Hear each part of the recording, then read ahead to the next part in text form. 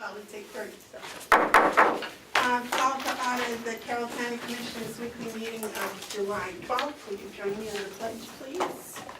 I pledge allegiance to the flag of the United States of America and to the republic for which it stands, one nation, under God, indivisible, with liberty and justice for all.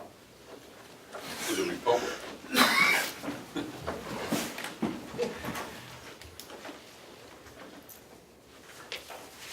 Last week's notes.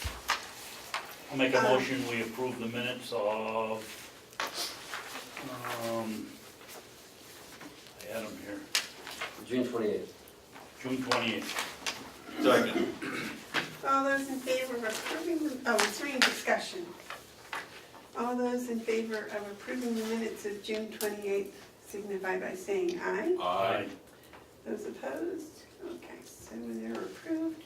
I'm signing this and I will pass it on.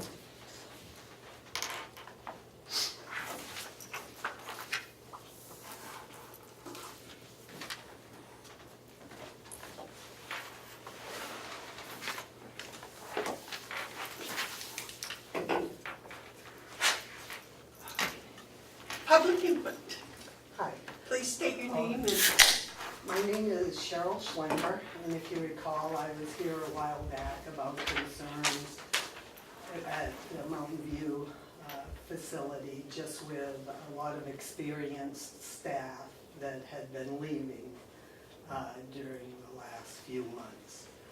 So basically, it was my interpretation was told that really there's no information that you can give me and that I needed to investigate on my own. So I was able to glean from different conversations that the problem seems to be with some of the experienced staff leaving was due to administration at Mountain View. So I did meet with Lori, the nurse, the head nurse or director of nursing, and also Howie after that. I'm sorry, I don't know that is his last name, I don't believe. Chandler, right? Howie Chandler. To also express my concerns. You know, I would hope that at the very least, because since I did find out that it was primarily based upon administration, that you would go back and just check for 9 months to find out in the nursing and aides department and also the admin administration, the people that have left, and perhaps just do a letter to them to find out the reason why they had left. And if you could get back to me, it'd be very much appreciated, or I can stop in a month or so. When I spoke with them, it was some time ago. This has been the first opportunity that I've been able to come back in. Okay? I appreciate your doing that. well, thank you very much for coming and sharing. Madam Chairman? Yes, sir. Ma'am, I'm speaking strictly for myself. And we are not representing this board whatsoever. People have left here and their reasons are individual or group. And why they left is really our business. And as far as I'm concerned, we're trying to do our job. People have left. Some left on their own, some left for the reasons. Everybody's got their own reasons over there about what's wrong. Everybody's got reasons here, what's wrong, or vice versa, what's good. My personal opinion is it's our business why they left. Thank you. Okay, but you do have to realize that as my mother is in there, I am concerned, and I just wanted to raise this, what I see as perhaps an issue. Thank you. Okay, fine. And also not to be so cavalier or dismissive if another family comes in and says something. Thank you very much. You're very welcome. Excuse me. ma'am. Yes, And again, I'm speaking on my own, not for the board. I appreciate you coming in, and I encourage you, you keep coming back until you have that, your own sense that things are going to be better. But I can tell you that the last time you came in and this time, you're to be commended for that, for caring, not only for your own mother, but for the nursing home. And the only thing I can say to you, because I agree with David, that we have to be very sensitive of what we say, especially in public, about departures and personnel situations. But I can tell you that we have, and we do, and we will continue to look at it to improve whatever conditions, whatever things need improving. Whether it's through education, professional development, or just a better line of communication. We are working on it, and I hope you can bear with us, because sometimes it's slow work, but we Well, haven't done appreciate nothing. that. And I appreciate you coming in. You come anytime. Okay. Thank you. Thank you. any other public input?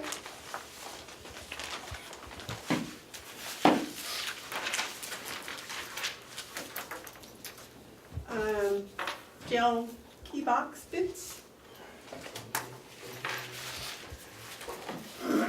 As you know, we put out a bid for a key box bid to keep control of our keys. That we went out last month, and we received 5 bids. So I'm gonna pass those down to you. Before we do this, can you just go through the procedure that we just adopted the Yes. procedure? So can you just remind us what that is? Would you like me to read it to you? Yeah, whoever, I just. The whole thing, or Madam, just?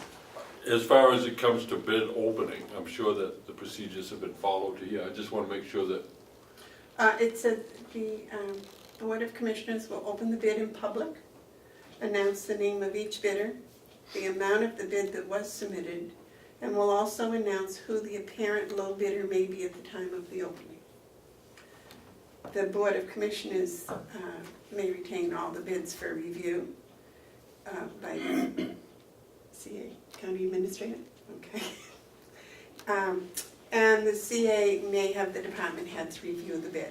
The department head shall meet with the CA and submit a detailed report of their bid recommendation prior to the Board of Commissioners meeting. That must be the next meeting, correct?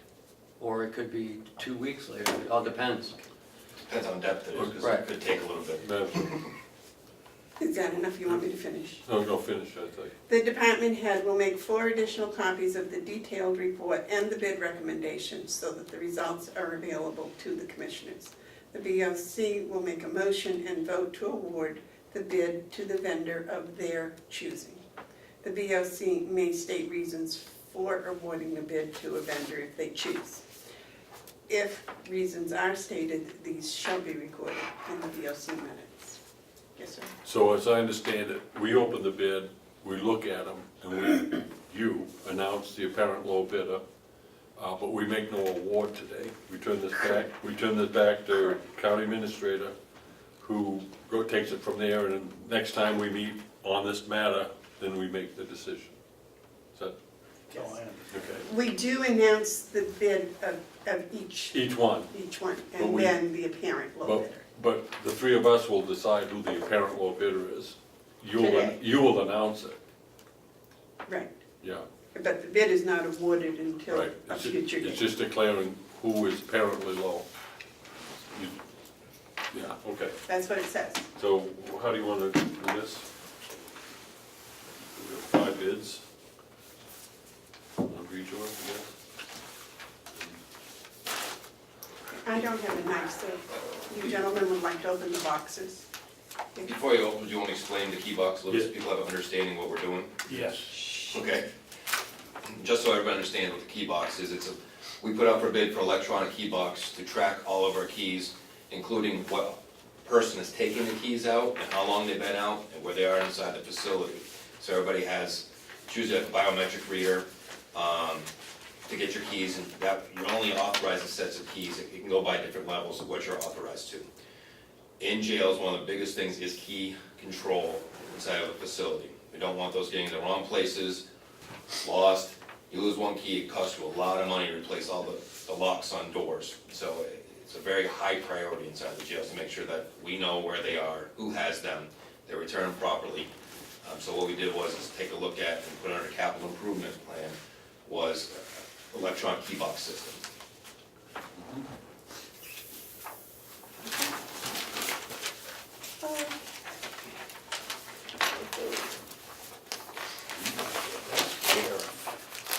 Good utensil.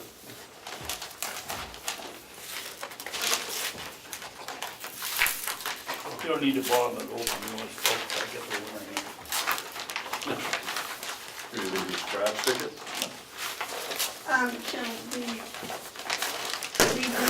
The first one that I opened is Keyboard and System Partners. Their bid is $13,290. You want to say them? Mine is from Hoffman Security Solutions, Field, Wisconsin.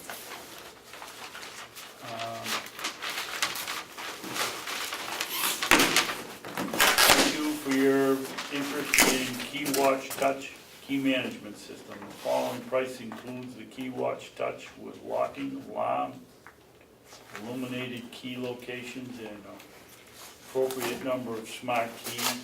Black is our standard color unless specified. Visit our website for choice of colors, tamper-proof key rings, and True Touch 3 software.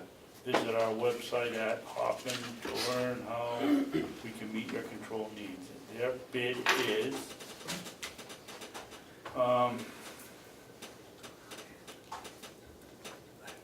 it appears that what we asked for is $14,743. I'm sorry, would you repeat that? 14,700 and what? 43.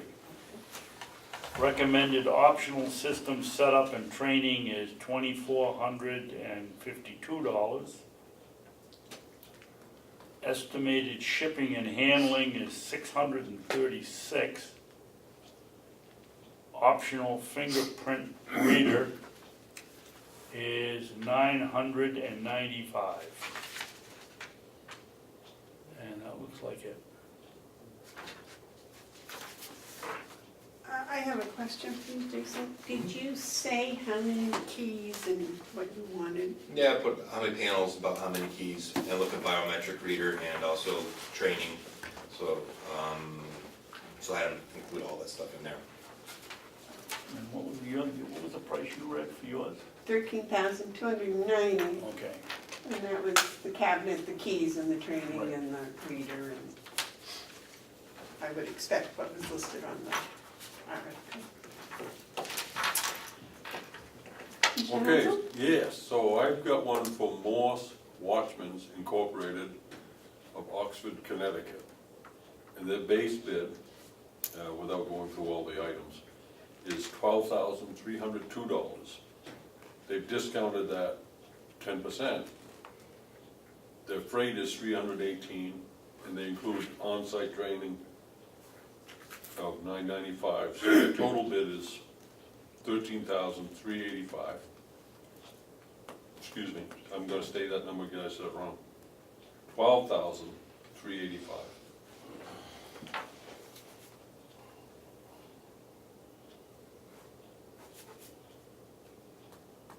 The total bid is $12,385, including shipping and training. Right, and that's what was asked. So we got two more?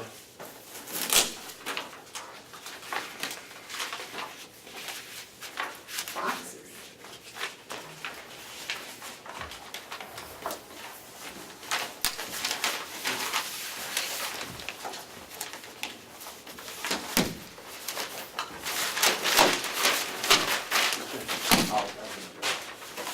Jason, are most of these setups very much alike?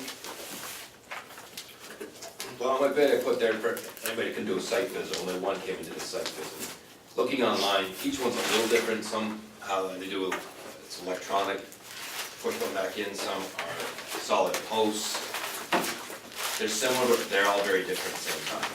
So, when they say that I have to come back, I have to do some research on all of them and read through all of them on the specs, and go on their websites and see what they're actually putting together, because they are all a little different. Yeah, Ken, may I recommend that you take these, and let Jason look at them before you, yeah, you got it, that's what they're gonna do. Would You you give read? order to them, do the magic. excuse me? That's what they're going to do. But the process I just read said that, Ken has that option. I was just gonna say to let Jason look at them, for a while, because it looks like it would take some time to sort I bet through. you a dollar against a donut that he's planning on doing that anyway.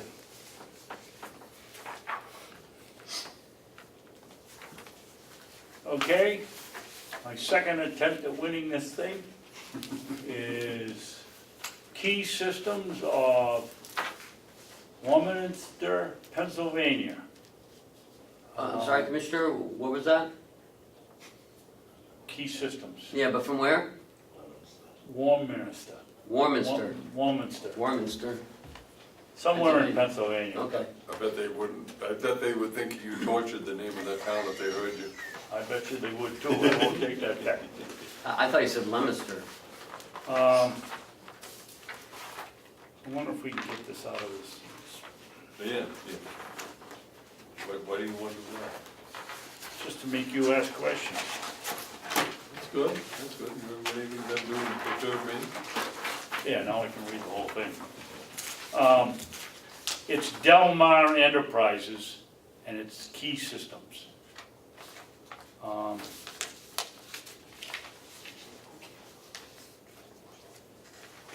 It looks like their base price, and they have a lot of 2-year extended warranty, fingerprint reader, closing tool, crimping tool, got quite a bit of items on here. And their bid is total, inbound freight, nothing, is $7,515.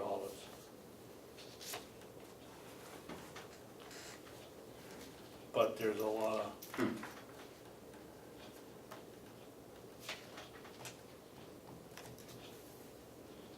no increased price if you want to add more posts.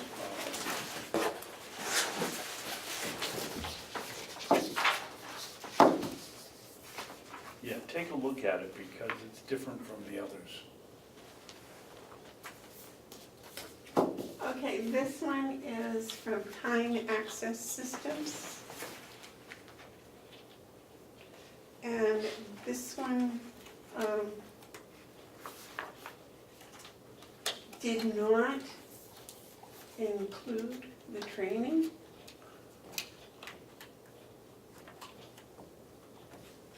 Or assistance, on-site setup assistance and training.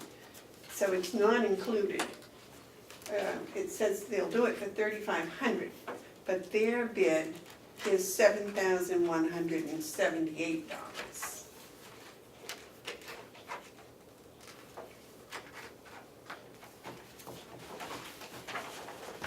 And I'm pretty sure that does not include the setup. Madam Chairman, Yes.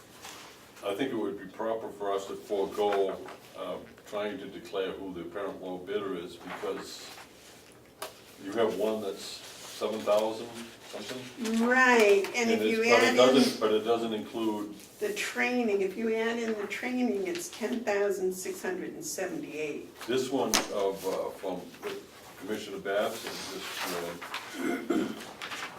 the total was 7,515, and that does include training. That is with training. Yeah. So I would almost, if we were gonna put the tag apparent. But does that have the fingerprint scanner? Is that what you asked for that? Matt, Yes. can I make a suggestion? I have to go through these anyways, but I have no problem correlating back and forth and tallying up each one of what the prices are, the specs we put out, and then bring it back to the commissioners, and you can announce the parent lowest bid, and from there, so you can have apples to apples of price, just price. I know you need to announce just price the lowest, and I can do that for you, adding them all up, and then also with my recommendation, but I can list them out, each one comparatively speaking, what they offered and what the prices were, if that makes it easier for you. I just want, that's probably a good way to go, but I'm wondering, I do think it's important for us to declare the apparent low bid, and to think apparent means, you guys, you can correct us if we're wrong, but, from what I can see, that's the apparent low bid. What I would say. I'd rather not announce it at this time Well, because well, there's such a deviation in the bid. So I'm just asking this question, procedurally, would it be all right for us to say, at this time, we will not declare it apparent low bid? I don't know. I mean, we seek to, but if we shouldn't, then, Yeah, it's not that simple. right. Madam Chairman, I'd like to make a motion.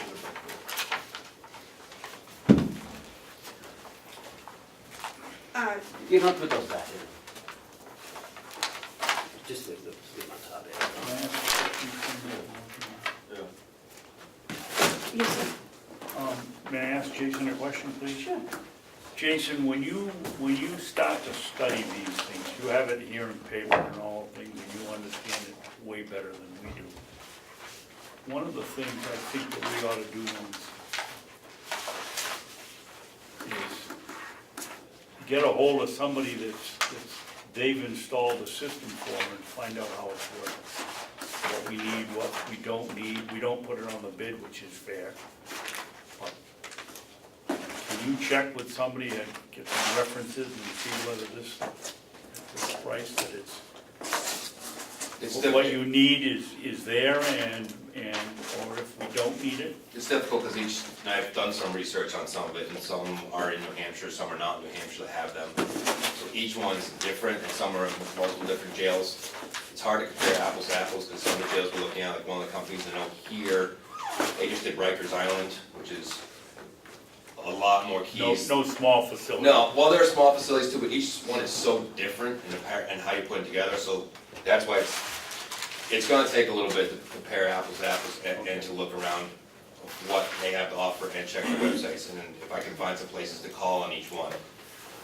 I don't anticipate being back here anytime soon with this, to come back with what the prices are and recommendations, because it's gonna take me a little while to go through this.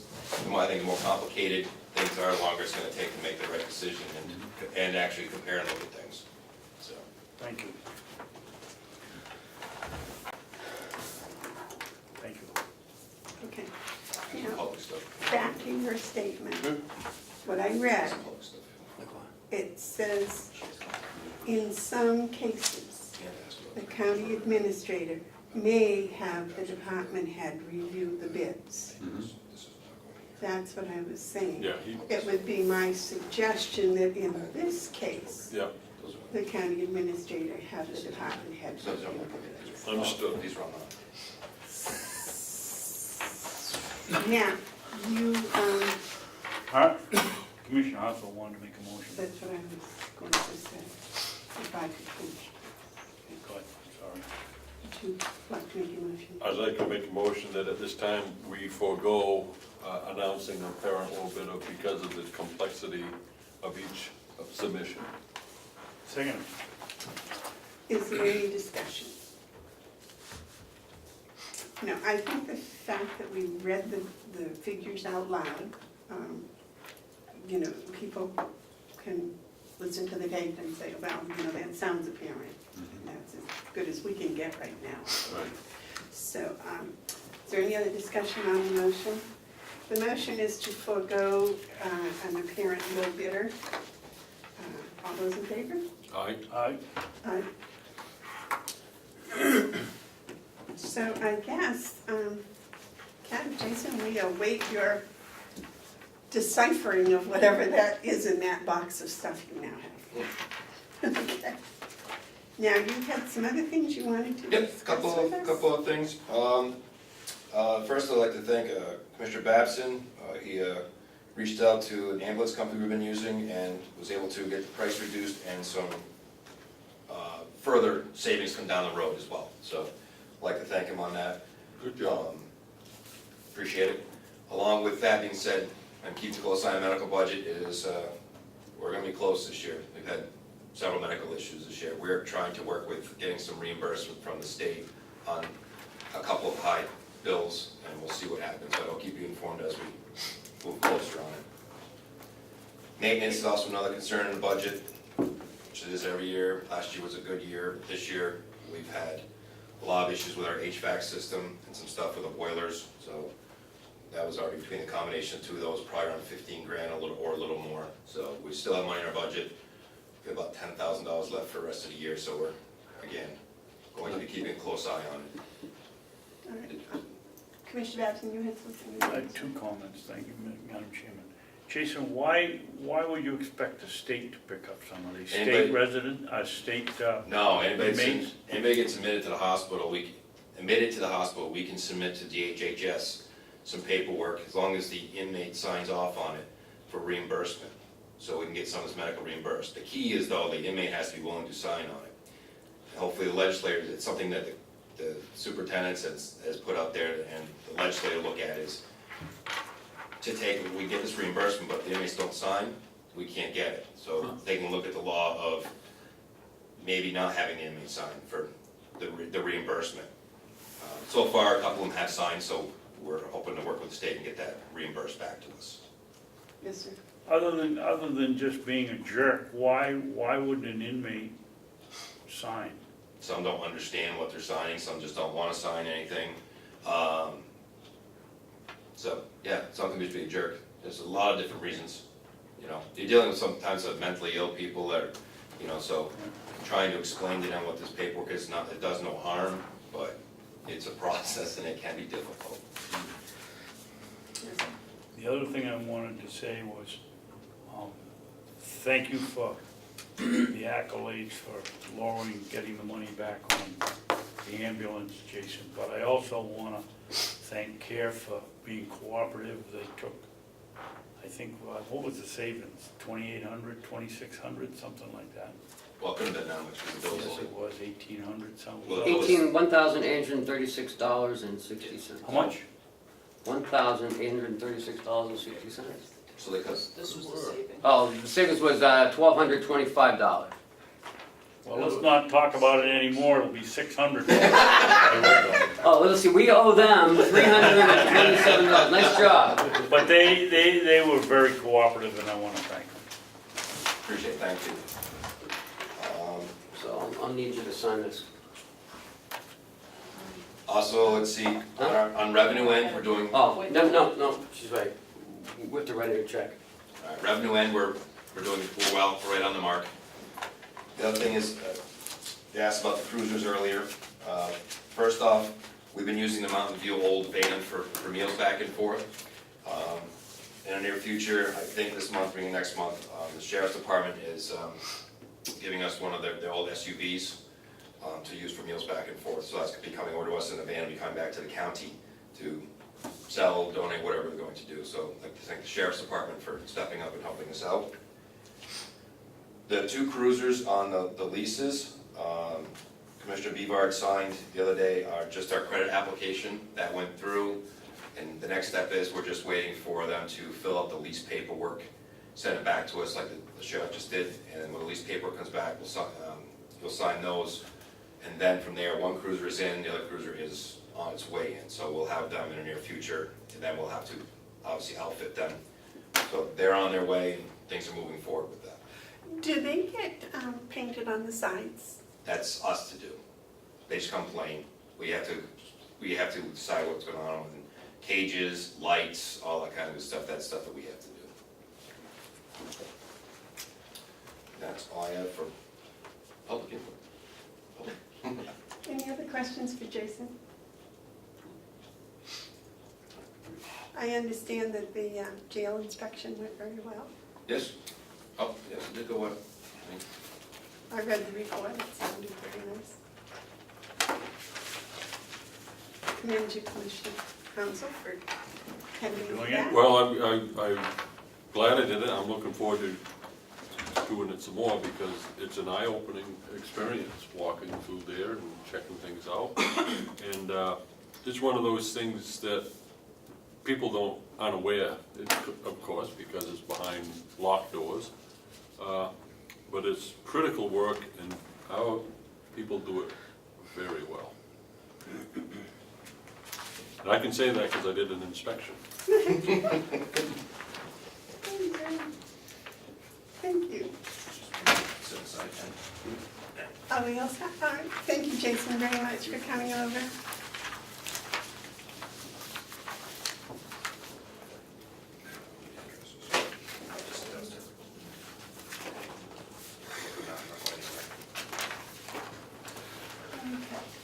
Okay.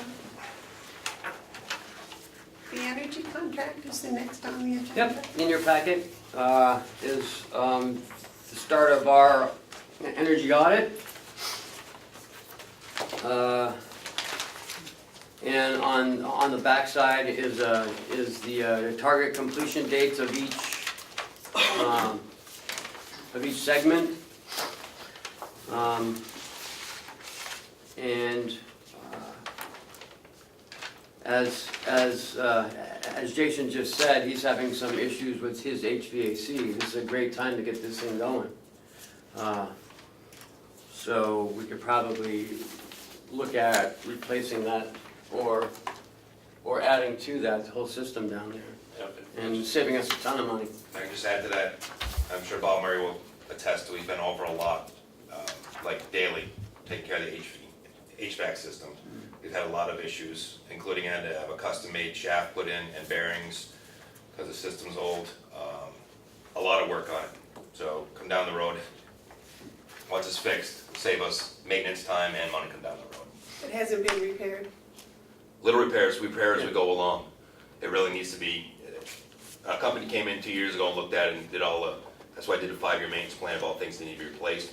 And Bob Murray has been spending a lot of time over getting these things running and working and continuing making them work. I'm working on that 5-year plan. I did a 5-year plan a couple of years ago, but now that you did the RFQ, I'm sure that's going to change. So I sent this to you on Monday, and just need a signature to get it going. Any questions, gentlemen? Just, Yep. this is typical Siemens stuff. It's good, clear, understandable, which is important when you're dealing with HVAC systems because sometimes the very thing isn't understandable when you start talking about the particulars. But as I understand, this last section is important, that this moves this thing goes forward, and the $25,000 termination fee is only paid if after they go through the whole work and we decide not to do a project. However, if we decide to go through and do the project, which I can't imagine we wouldn't, then that $25,000 is incorporated into the financial agreement piece of the work that would be done. I personally think that that's a good way to proceed without laying out any money. Okay, I have a little question about that. They call it a termination fee of $25,000, and then later on it says the costs associated with the audit will be incorporated into the price of the agreement. It doesn't tell what the cost of the audit is. $25,000. That's what the $25,000 is. Well, they call that a termination fee. Well, it would be, we would pay it if, you go ahead, Ken. Well, they're gonna do all the work, and that's what this adds up to. All the work that they're gonna do on this energy audit, like, they're gonna spend, weeks here, going through every piece of equipment we have, every boiler, every valve, to see, where we can save money. And then they'll come back with the presentation of the audit results at the end of the year. And then we start, moving forward with those savings.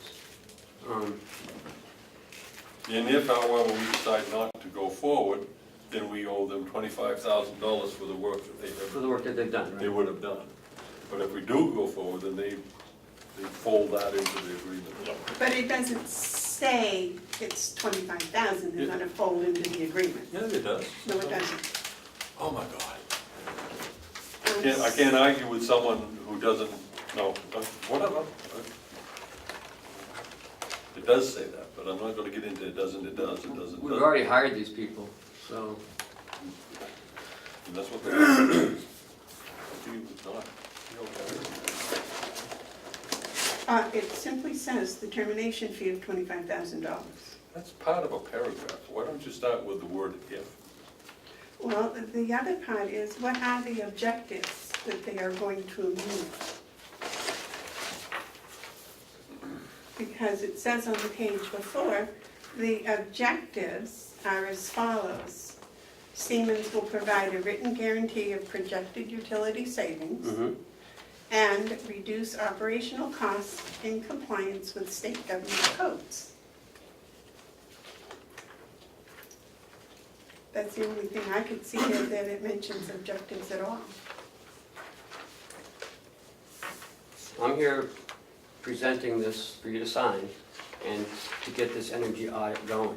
If that's not what we want to do, then Well, I just would like my questions answered, that's all. they're doing an audit to tell us what our objectives will be and what we need to do. No one knows right now. I can tell you right here, that this whole system is, we're spending too much money on gas, on propane, because we have to run the heat the same time we run the air conditioner. I mean, to me, that doesn't sound efficient to me. So these are some of the things that they're gonna be doing. And if you don't wanna do that, then fine, we just keep going the way we're going.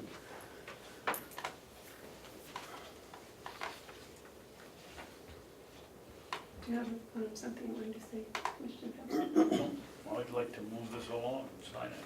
I'd like a presentation and have them explain to me what their objectives are and explain this $25,000 and what the whole cost of this, that they're going to roll into the project if we accept it. The RFQ asked for a technical energy audit and a project development plan to define the project scope and related issues. And this just doesn't seem to mesh with that. Yes, sir. Madam Chairman, I'm quite confident that we heard everything we need to hear when they were here, and I'd like to make a motion that this letter be signed and sent out to Second. Siemens. Second? Motion's been made and seconded to sign the letter. Any more discussion? I did not hear the presentation, and I don't believe that Commissioner Hounsell heard the presentation either. Were you there for the presentation? I'm not here to be grilled by you. I am comfortable in voting for the motion that's in front of us. I am satisfied that we picked the right contractor last time we met, when we selected them. And I am very pleased to be supportive of this, and I am confident that I know what I'm voting for.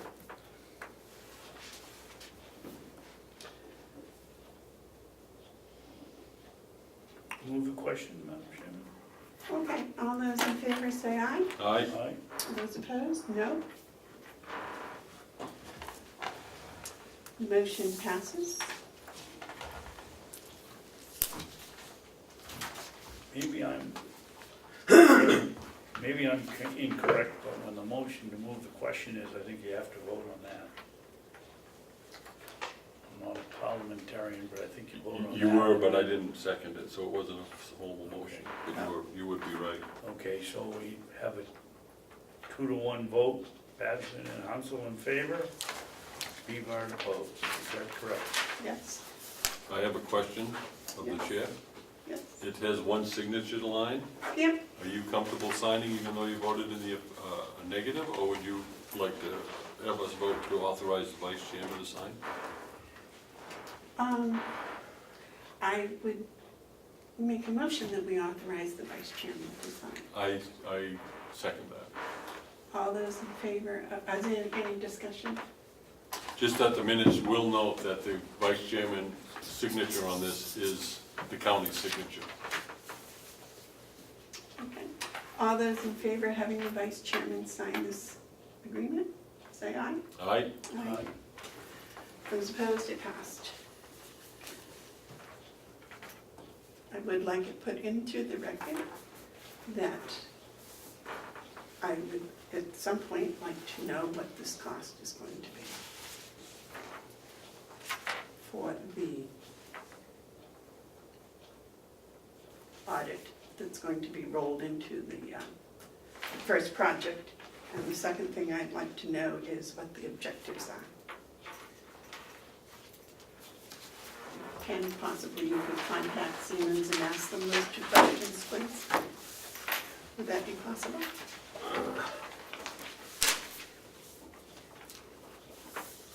Would that be possible? Unless it's a board, unless it's a board decision, probably not. I would like to make a motion that Ken contact Siemens, ask them for a list of the audit objectives beyond the ones listed in the paragraph about state government codes, and also to find out what the costs associated with the audit that will be incorporated into the price of the agreement and added to the financial agreement would be. Do I have a second? Not for me. Okay, motion fails.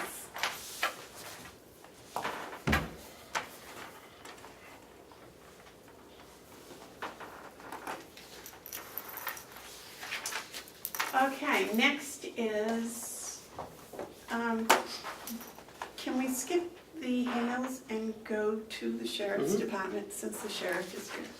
Donald, would you like to join us, please?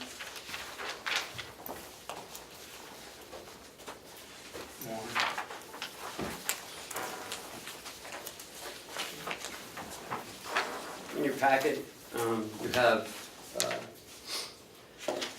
3 quotes of the phone digital recording system that had to be replaced in the sheriff's office. Due to our moving, due to the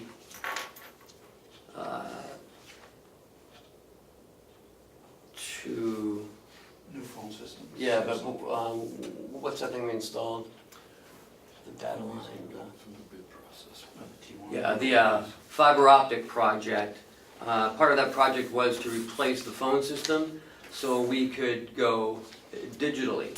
So that has been done. All the offices have gone to the new phone system except the sheriff's department because we couldn't move forward until we get a new digital recorder because it's specific to the phone system.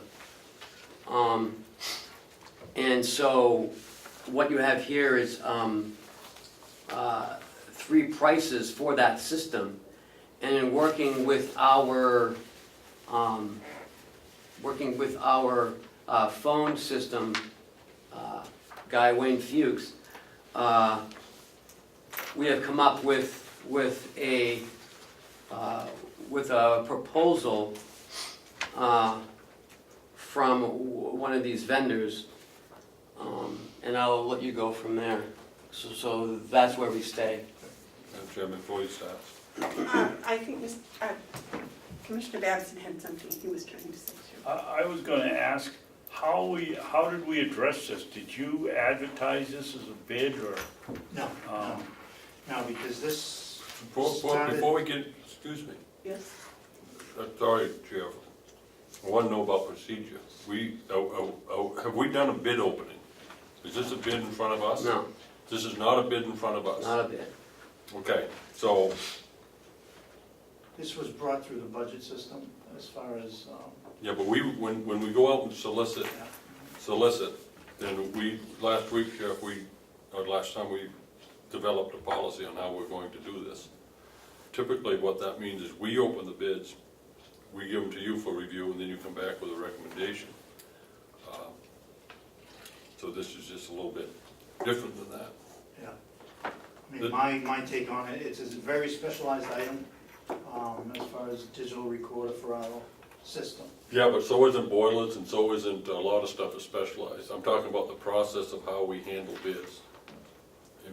And we all have to learn to get used to the new way, and this isn't in line with the new way. We were handed open bids. That's all. I'm just making that as a note. I don't want to gum things up over procedure, but I think in the future, we either have a policy or we don't, as it pertains to bid opening, Ken. Mm-hmm. Okay?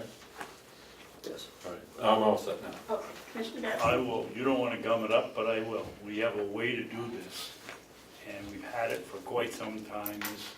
Is a $5,000 project plus, and it needs to go out to bid. I mean, that's A, the state law, and B, with our new procedure, we don't come in with bids from people. How do we know that there aren't 8 other people that would like to bid this job?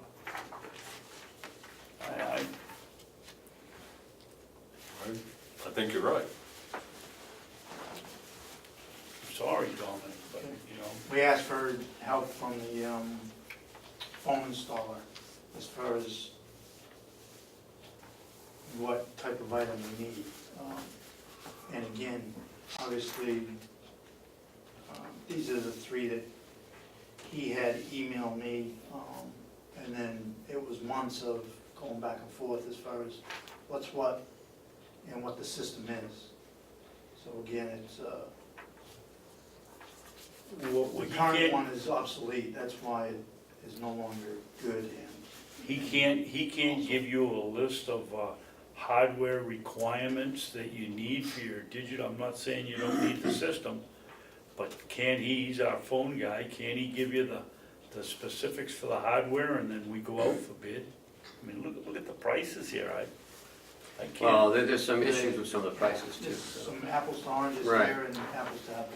Don't, Sheriff, were these advertised? Were these in the paper? No, All right, so that's, That there is, answers my there question. Well, we is don't- there is a problem. We don't have to put it in the paper. It comes to we have to advertise. No, we just have to solicit bids. There's nowhere. Or solicit bids. And, I mean, okay, if. I know, I think we need to do some work on procedures. Well, yeah. This I isn't mean, lined up with what we said we wanted to do. Yeah. as far as I was concerned, I felt this was sufficient as far as 3 bids coming in and Okay, so covering that field. I'm interested now if you might have a recommendation on these 3 bids. We do. I do. Through lengthy talks with the phone guy, who is the expert in this matter more than I, and what we need. So if you want me to go forward with who I recommend to you, I can continue speaking. If you don't mind, I think this whole process probably was started before we passed the new policy, I think so. because it's been, Again, this was brought through the budget last year. yeah, it's The been. money was, So budgeted for- I think under the previous policy, 3 comparative solicited bids were sufficient. So I think that this meets the policy that Dominic was working under at that time. So if we want to, discuss the new policy later, we can, but I think maybe right now what we should do is use the old policy guidelines to go through with this, if that would be all right with you, Chairman. Yes. We may need to do that for the sake of not losing what may be an opportunity, I don't know, but, you know, the other problem is when you bid something, and then we have a hiccup where we put out to rebid, everyone knows everyone's price now, and it's not really as fair. So you may be right, maybe we should just do this one last time the old way, but I mean, there aren't that many people who actually do this. we don't know that. We got, Well- I mean, we don't, we know of 3, and they were recommended, us 3, but the world's full of people. Yes. And this one here, he's. Don't go they're- back, oh, yeah. I'm not, they're gonna go out, and they're not even a manufacturer of the thing. I am not voting for this until it goes out to bid. I mean, it's just too much money to not go out to bid.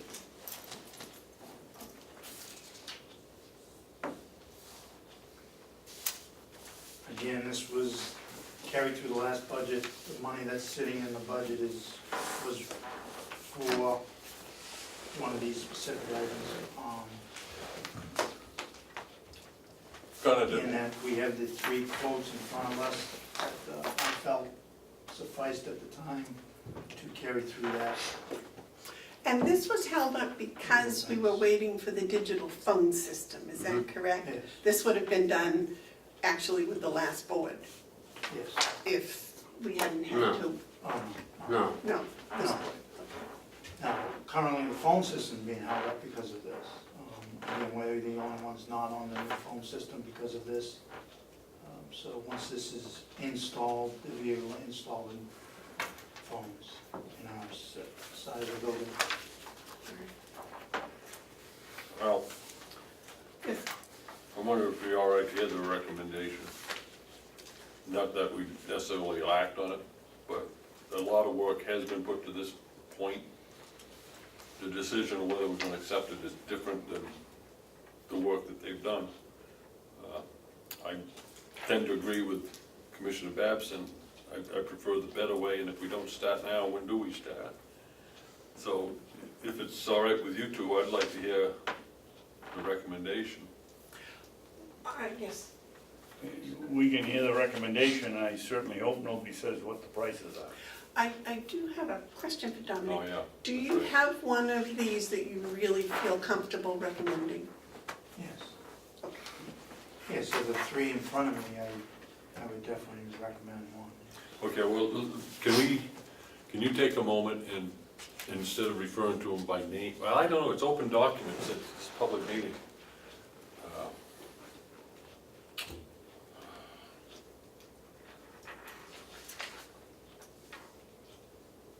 I think we gotta decide whether or not we're gonna accept these after any report, before we hear the report.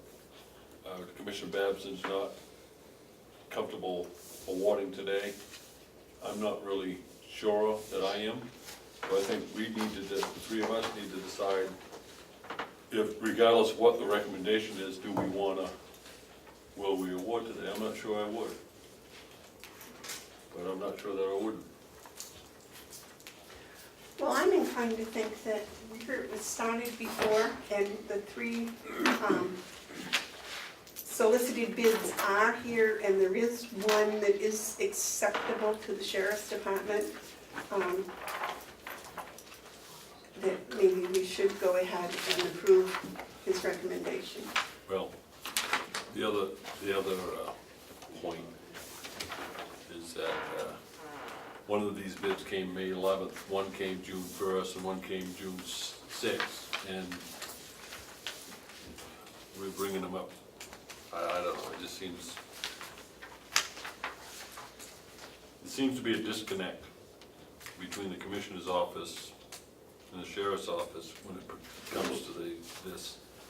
Well, Ken, you had something to say?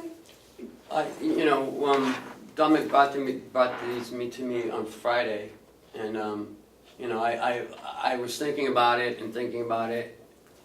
in regards to our new policy, and then we met on Monday and talked about it some more, and because he had gotten these prior to the new policy, and he did that 3, you know, I wanted to at least bring it forward, because, you know, it did follow our old policy, but Okay. But, you know, again, it's up to all, you know, it's up to you. You know, you're the ones that decide. You know, if we do go out to bid, it's gonna be about another 3 weeks or so. So,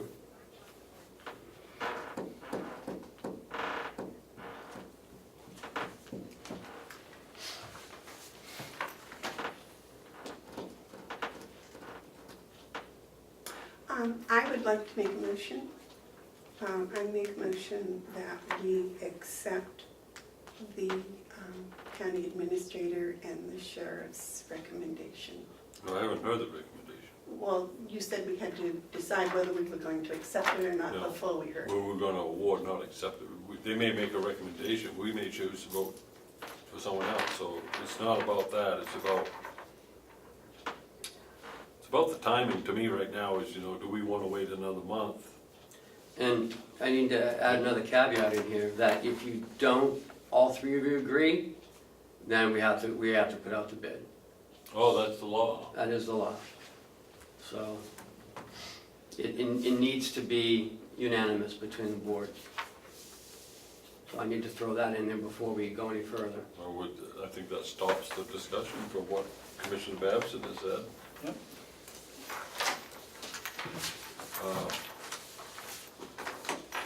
Well, then I'll make a motion that we reject all bids and instruct that these be put out for more solicitation in accordance with the new policy. Second. Any discussion? All those in favor of rejecting all three of these bids and putting it out for sending out an RFP? Say aye. Aye. Those opposed? Is that 3-0 or 2-1? So it's a treated. How did you? Oh, that was three to one, right? 'Cause 3 to 1. 3-1, there's only 3 of us here. I didn't vote. 3-0, yes. Sorry.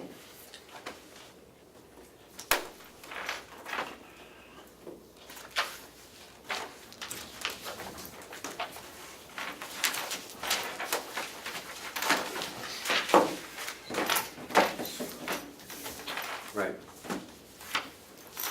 Okay, the next on the agenda is the Hale location phone discussion. We got Lisa's. Lisa, Oh, hi, Lisa.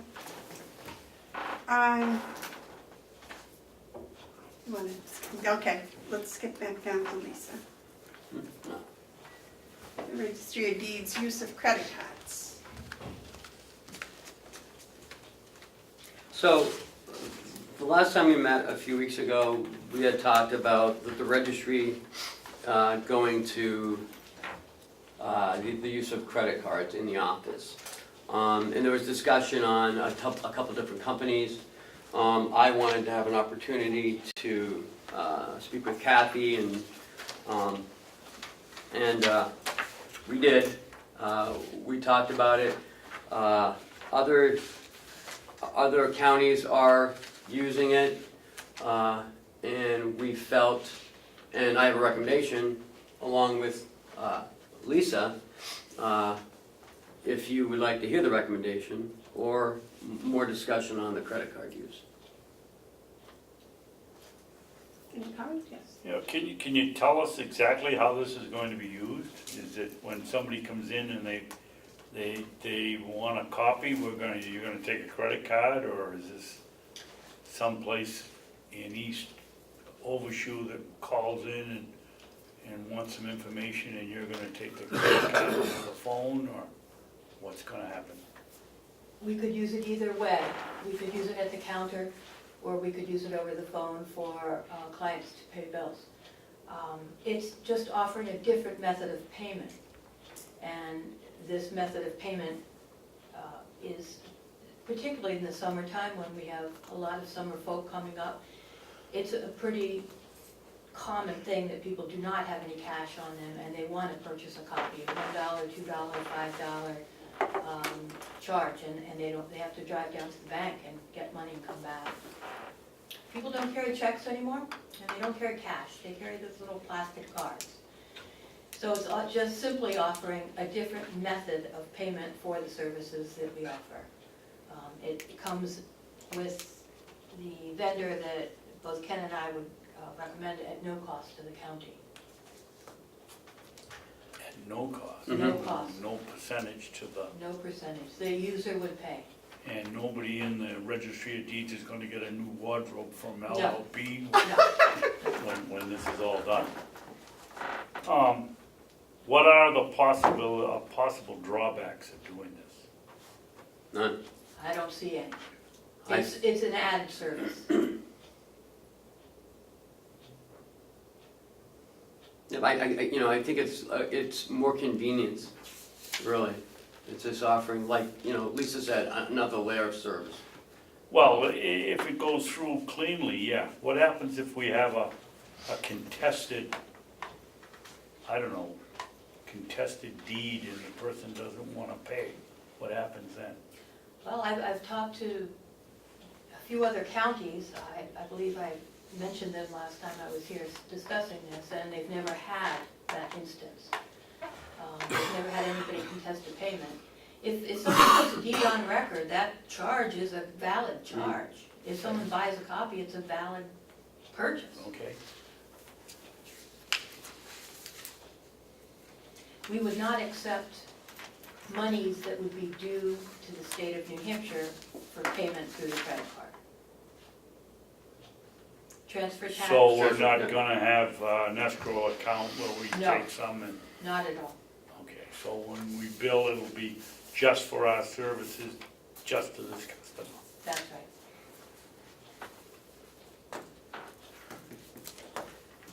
And if you care to look, it's a one-page agreement. I think the business office would have their own, but I'll pass that down. It would need signature. And we could get it set up and running. I Oh, yeah. have to say, last week and this week, we have turned people away because they didn't have money. That's the same one you showed us 2 weeks ago. Yes, it's exactly. Yes, okay. Just want to make sure. And the one we're recommending is the pay.gov. What's the wording of the motion you want, Ken? To allow the registry of deeds to accept plastic as a form of payment. So moved. Pay.gov. So moved. Yeah. I make that as a motion. I'll second that. Any discussion? You want to read that back, Cheryl? Commissioner Hounsell motions to allow the Registry of Deeds to accept credit card payments through the vendor. Pay.gov. All right, all those in favor? Aye. Aye. Those opposed? Okay, motion passes. Does that require 3 signatures or 1? I believe one. One. And it could be me, it could be you. Well, as our board, it should be the chairman of the, Did you want to do this for the business office then?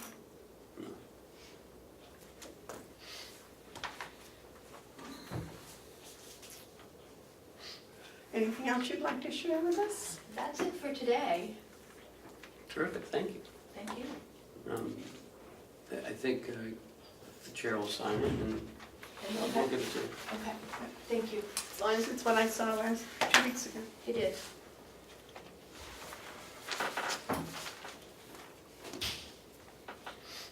Should I wait for it, or should I? You can do it? Yeah, you can wait for it. I think she's about finished. If you can tell me the date, it's the or do 13th. we keep 10 one, o'clock. Before do you we sign keep a that, file, Yes. could I read copy in Of all all files? all what contracts. termination is if we don't like it? What is the, we should have asked this question, what is the termination terms if we don't like this thing? At any point in time. Just stop it. I think it says, I didn't say that. there's no notice necessary. Right, it is in there, it's month to month, automatically extended for an additional 1-month term at the end of each month. Well, very first thing is we stopped all automatic extensions for, having voted on the prevailing side, Madam Chairman, I would make a motion we reconsider this. I'm curious, so I second the motion to reconsider. Let it go. We don't pay any fees, so it's not like, Let's reconsider before we talk about it. Okay, the motion's been made to reconsider. All those in favor say aye? Aye. No, but go ahead. If the motion passes, we'll reconsider discussion. We made a point because of a vendor that was just automatically renewing a contract at quite a bit of money. And we found in the process that we could get it cheaper. We had an agreement that no contract will have any automated extension in the contract. So I will make a motion when we get through the discussion that we accept this as long as automatically be extended from a month to month at the end of the month basis. I understand, I think, Commissioner, what you're saying, but I don't see a problem with this because what you want can be achieved just at the end of the month, saying we don't want it next month. Yeah, except that our payments, if you're looking at them, are $85,000 a month now. Oh, There's no money We're not involved. making any payments. None. But, well, okay. What we're doing is If we get in a tangle, I mean, they always look good when you start, you know. And something happens along the line, and when we started with this company that was really giving us a jab, everything was sweet and rosy. It just happens. If it isn't there, they can't do it. And I would think that if they are really interested in our business, they would take it out because, as you say, it doesn't affect us at all, so that shouldn't be something that breaks the deal. Yes, sir. I would say under circumstances where we were paying, that I'd agree with you.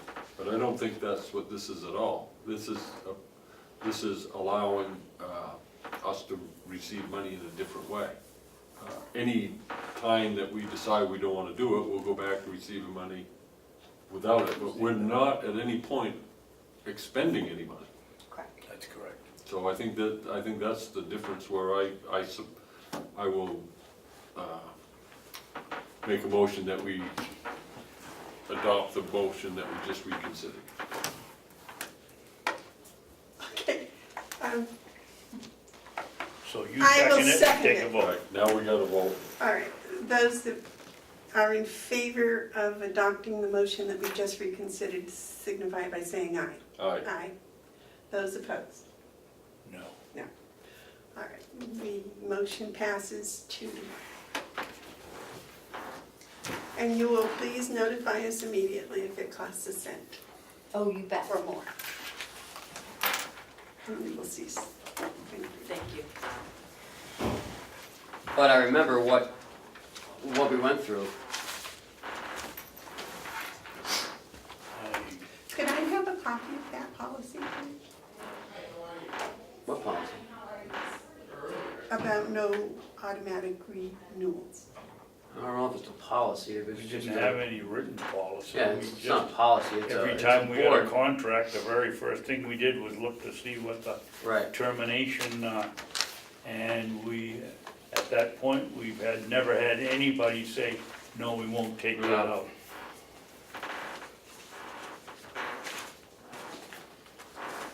Okay. Should it be a policy? I mean, we just don't sign contracts that, you know, that They have it in it. cost us money, right? Well, I understand, that makes perfect sense to me.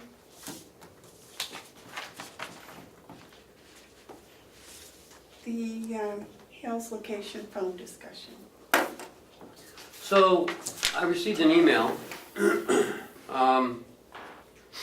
from Mr. Rick Woodring. He's the Hales Location owner he's the Hales Location Association president, sorry. And he's been watching all of our meetings, and you may recall the June 28th when we talked about the Hales Location phone.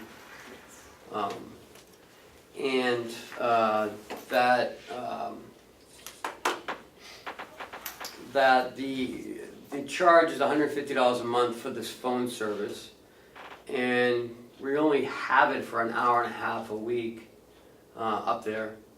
And so he would like to know that, he would like you to know that if the Board of Commissioners would like to allow Kathy Bevard to utilize their phone, that Hales could save the $150 a month for the taxpayer's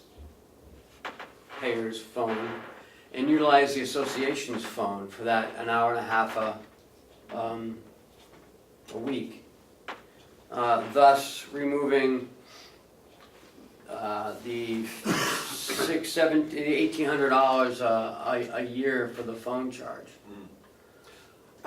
Ken, does the computer also go on that same phone? I don't know.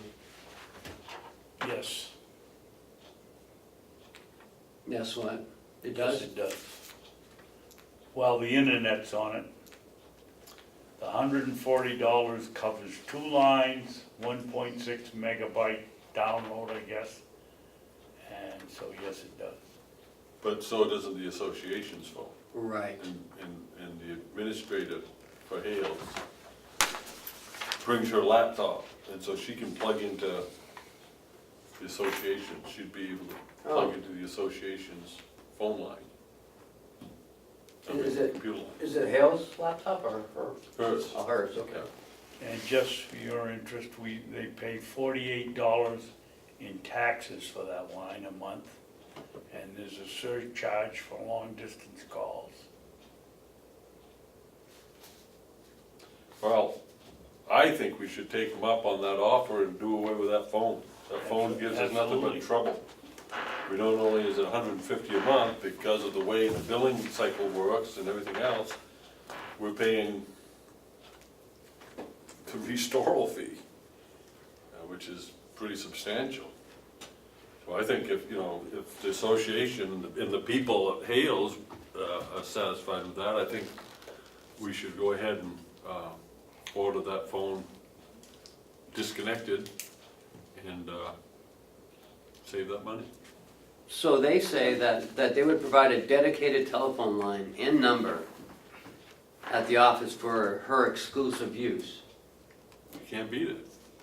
There's good thinking on their part. They're saving money on the taxes and utilizing something that they're going to have anyways. That's very good thinking. That is very intelligent. Yeah, I like that. So they're asking for they're gonna pay for the line directly, and the corresponding line item be removed from their budget next year. Oh, we won't remove it, we'll just zero it, because you want to keep the line open. I like that approach. So what kind of a motion do you need to do that, Ken? The motion to disconnect the phone. I guess. There's no, I don't think you need a motion, you can just do it. there's no contract involved, is there? Like a cell phone or anything? How do we order the phone to be disconnected if the board don't vote on it? And how can the board vote if we That's don't have a true. motion? So anyway, I just get things rolling, I'd like to make a motion. I move that we order the disconnect of the telephone line provided by Fairpoint to Hales location. Tax office. 2 lines, yeah. Second. Okay, any discussion? Yes. So, I just had the question, I just forgot it. So the internet's on that too, but they have internet, so she can just tap into that one. And they're gonna give her a dedicated number. That's what they said. Well, I think she'll take the same number, just move it over to that. Yeah. So maybe we should vote to accept their generosity.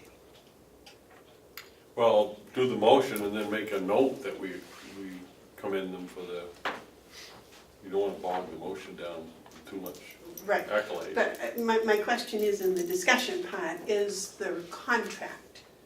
Or can, you know, like, my cell phone has a 2-year contract. I don't know about, I don't believe I so. don't think Fairpoint I don't has a think contract. No, Fairpoint doesn't have contracts. so it's just month to month? Mm.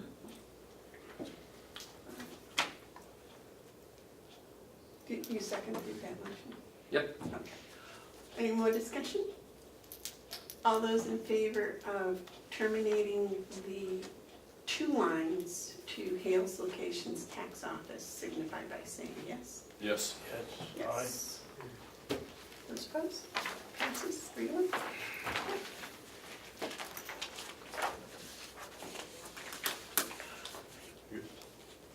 Jason.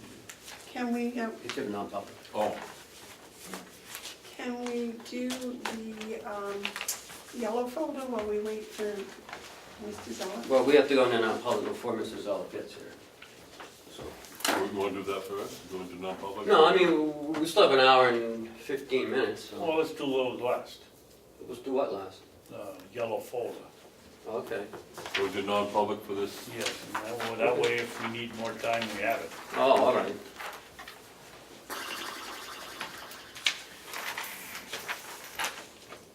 Oh, I can't believe it.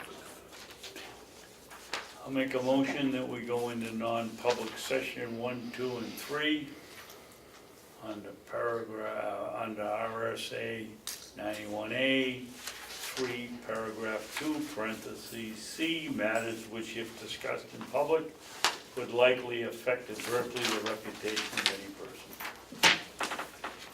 Second. All those in favor? Oh, we gotta do roll call. Oh, Roll call? Commissioner Hounsell? Yes. Okay. Commissioner Babson? Yes. Commissioner Bevard? Yes. so you wanted to open them up? You didn't sign that one. Why not? That's one smart looking pen you got there. I'll second Smart it. in for a smart man. We're back in public session. The minutes from the non-public have been sealed. Shall we take a break? We have a yellow folder. Yeah, we have yellow folder. Oh, We've got a couple things. All right. Updated signers for the bank account again? Is that Hales Location? Yes. Why do you say again, Ken? Because we did it last week. Yeah, we did it last week, but these are updated. What's wrong with the ones last week? It's we had a joke. without, right, and it's without Kathy Bevard on it. Oh, okay. Putting Joe on and taking that. Yeah.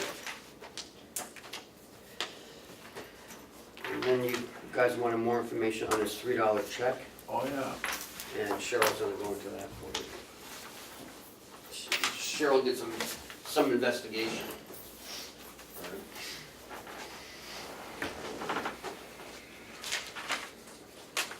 Yay, Cheryl. Yay, Cheryl. Oh, should I tell you about that?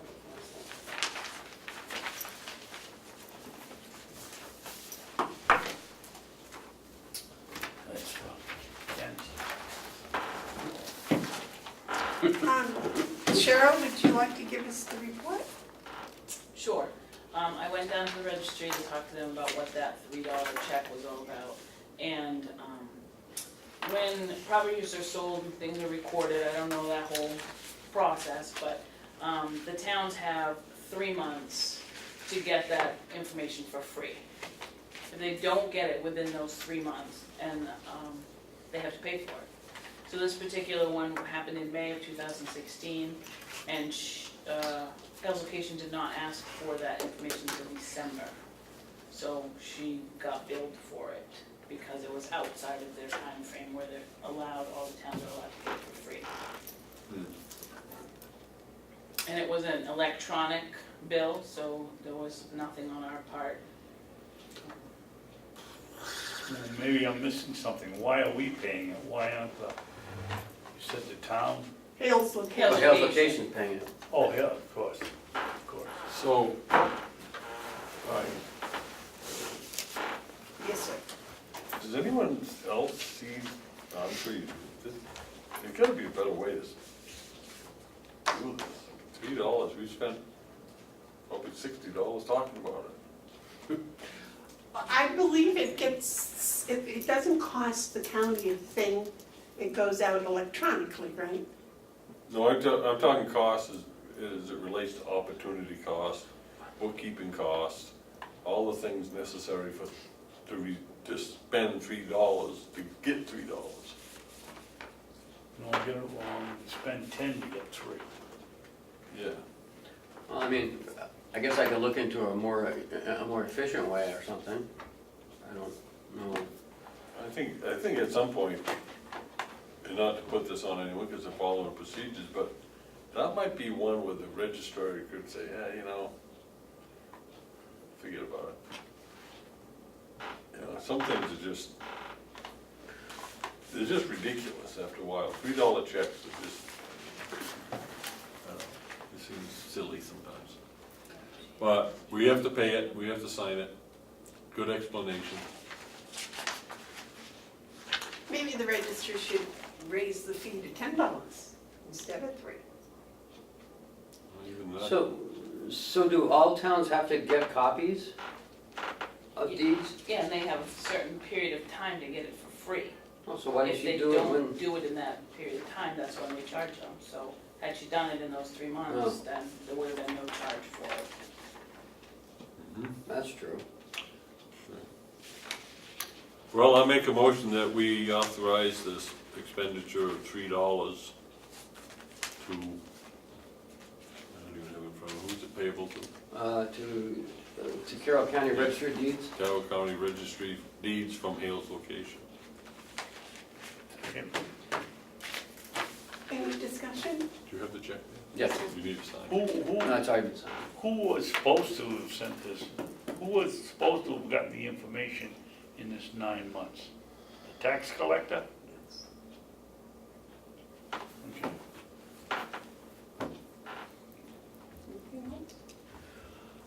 All those in favor of authorizing the payment of this bill to Carroll County Registry of Deeds by Hales Location signify by saying yes. Yes. Aye. Yes. Okay.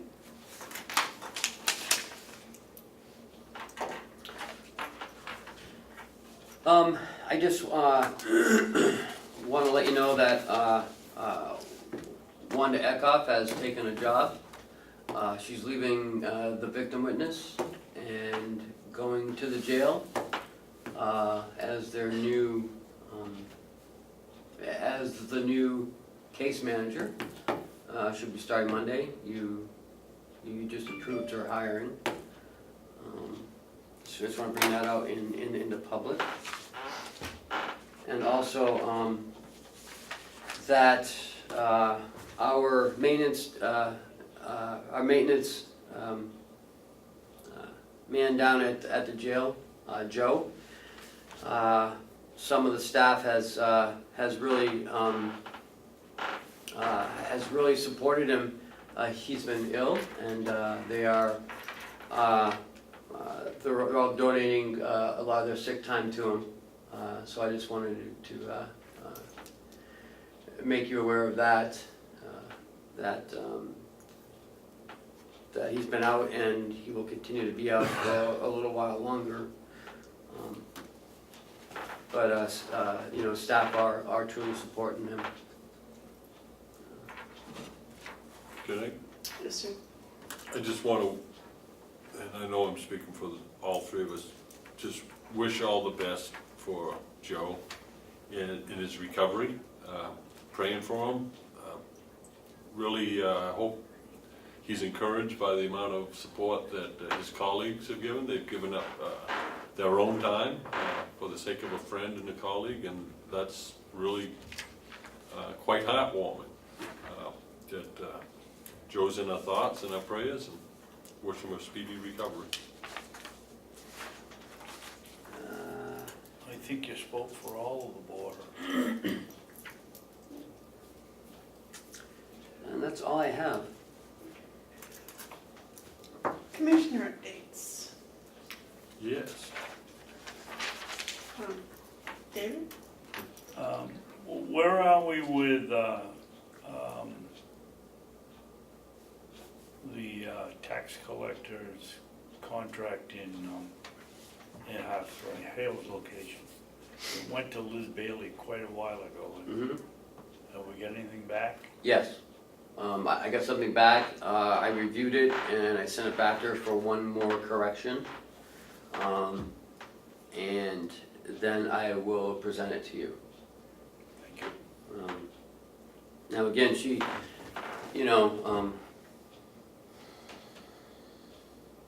let's just leave it at that.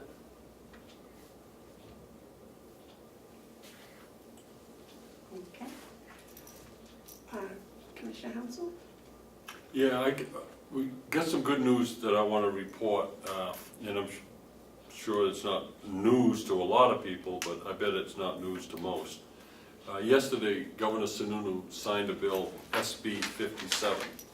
SB 57 was put into the legislative hopper by its prime sponsor, Senator Jeff Bradley. On that bill were co-sponsors Karen Umberger and Tom Bucco, among others. I point that out because the success of Senate Bill 57 is a huge windfall for Carroll County, in that it provides funding to pay for the grants and loan program that was promised over a decade ago and was never forthcoming.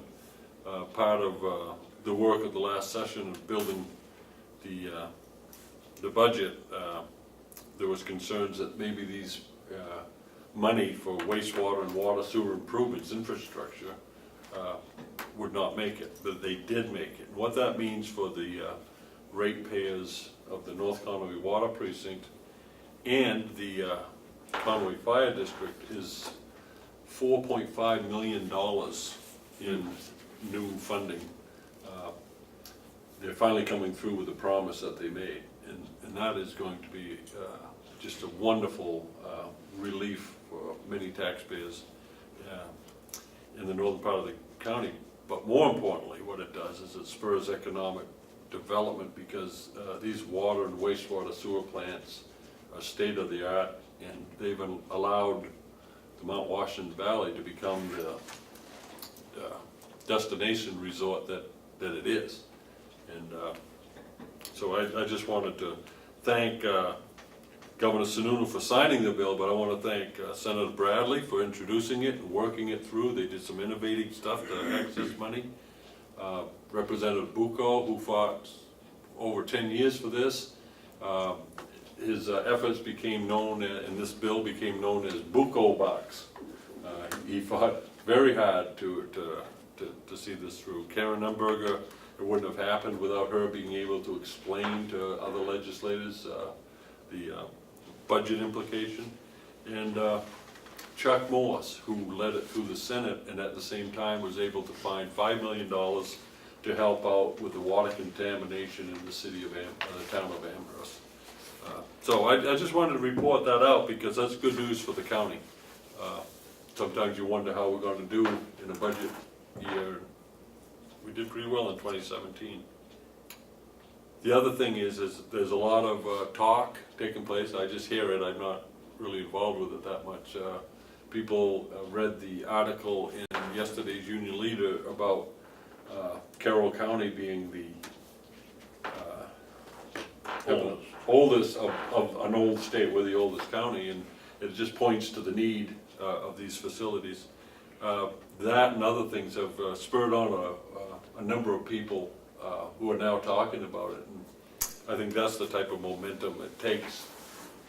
I did have a meeting with David's friend Chuck Henderson, and he's saying that this Senator Sheen is monitoring this as well. So Chuck is, going to be a big part of helping us go forward. And I know Chuck and, Howie and Ken have been working very close on this as well.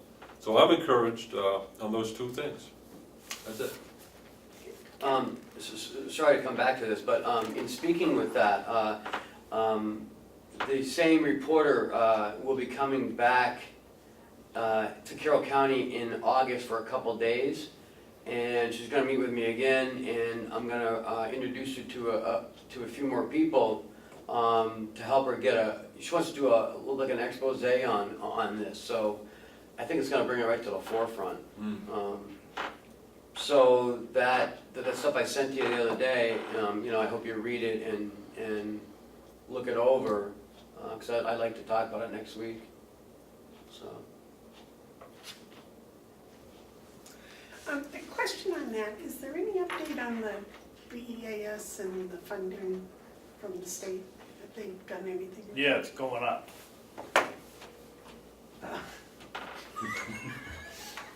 Can cost more. Yeah.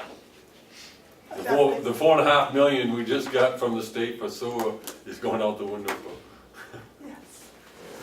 Because they were working on trying to get the counties involved, and I was wondering if there was any update on that.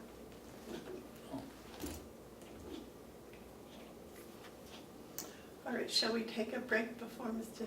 Zaloff gets here, gentlemen? Would you like that? Yeah. Okay, let's take a break until 5 minutes of 11. Okay. Great.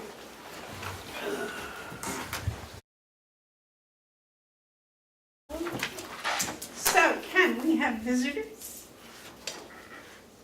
Yes, but I'd like to turn over to Commissioner Hounsell.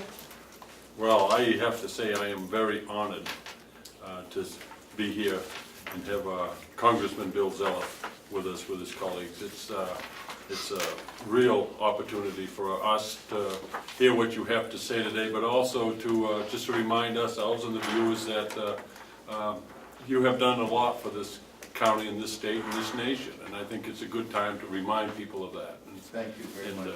Just for this people that are watching, Congressman Bill Zaloff, I first met him in 1984 when I was a newly elected state senator.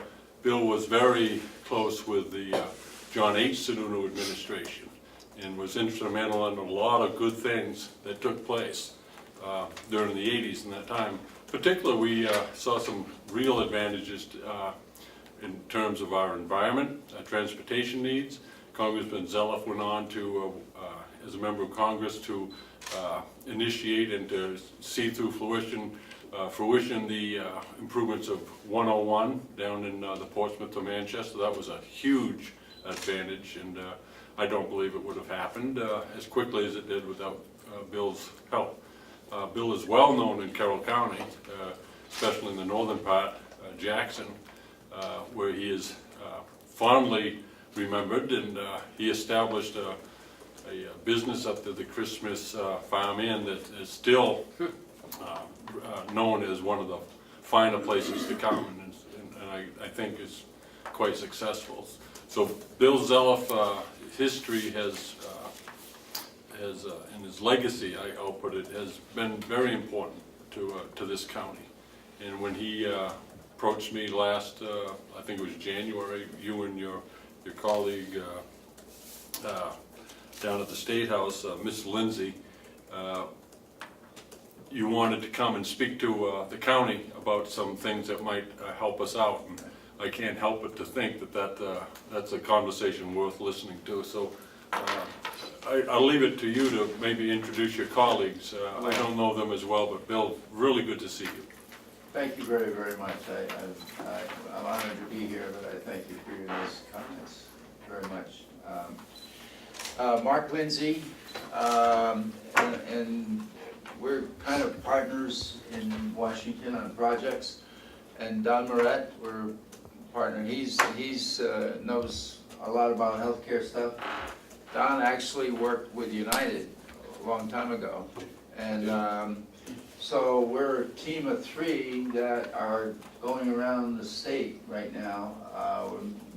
Met with the President of the Senate yesterday.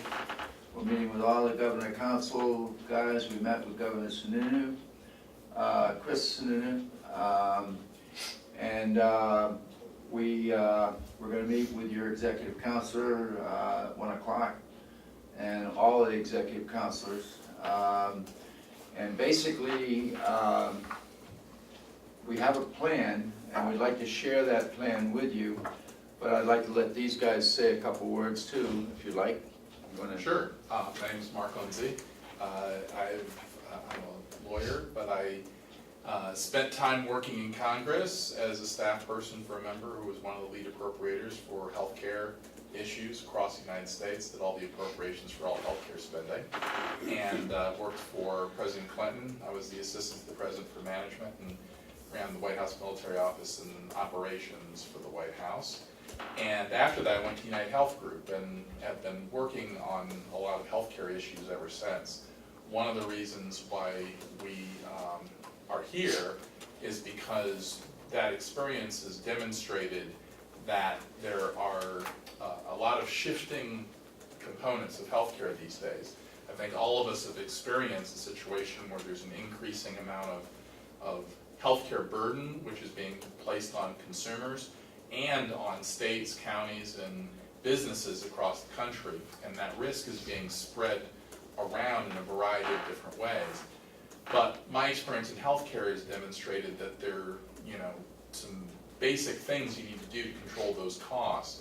One is addressing folks' behavior and providing an environment, but like many things, it's difficult for people to make any kind of changes in life without the kind of support and the tools to be able to do that effectively.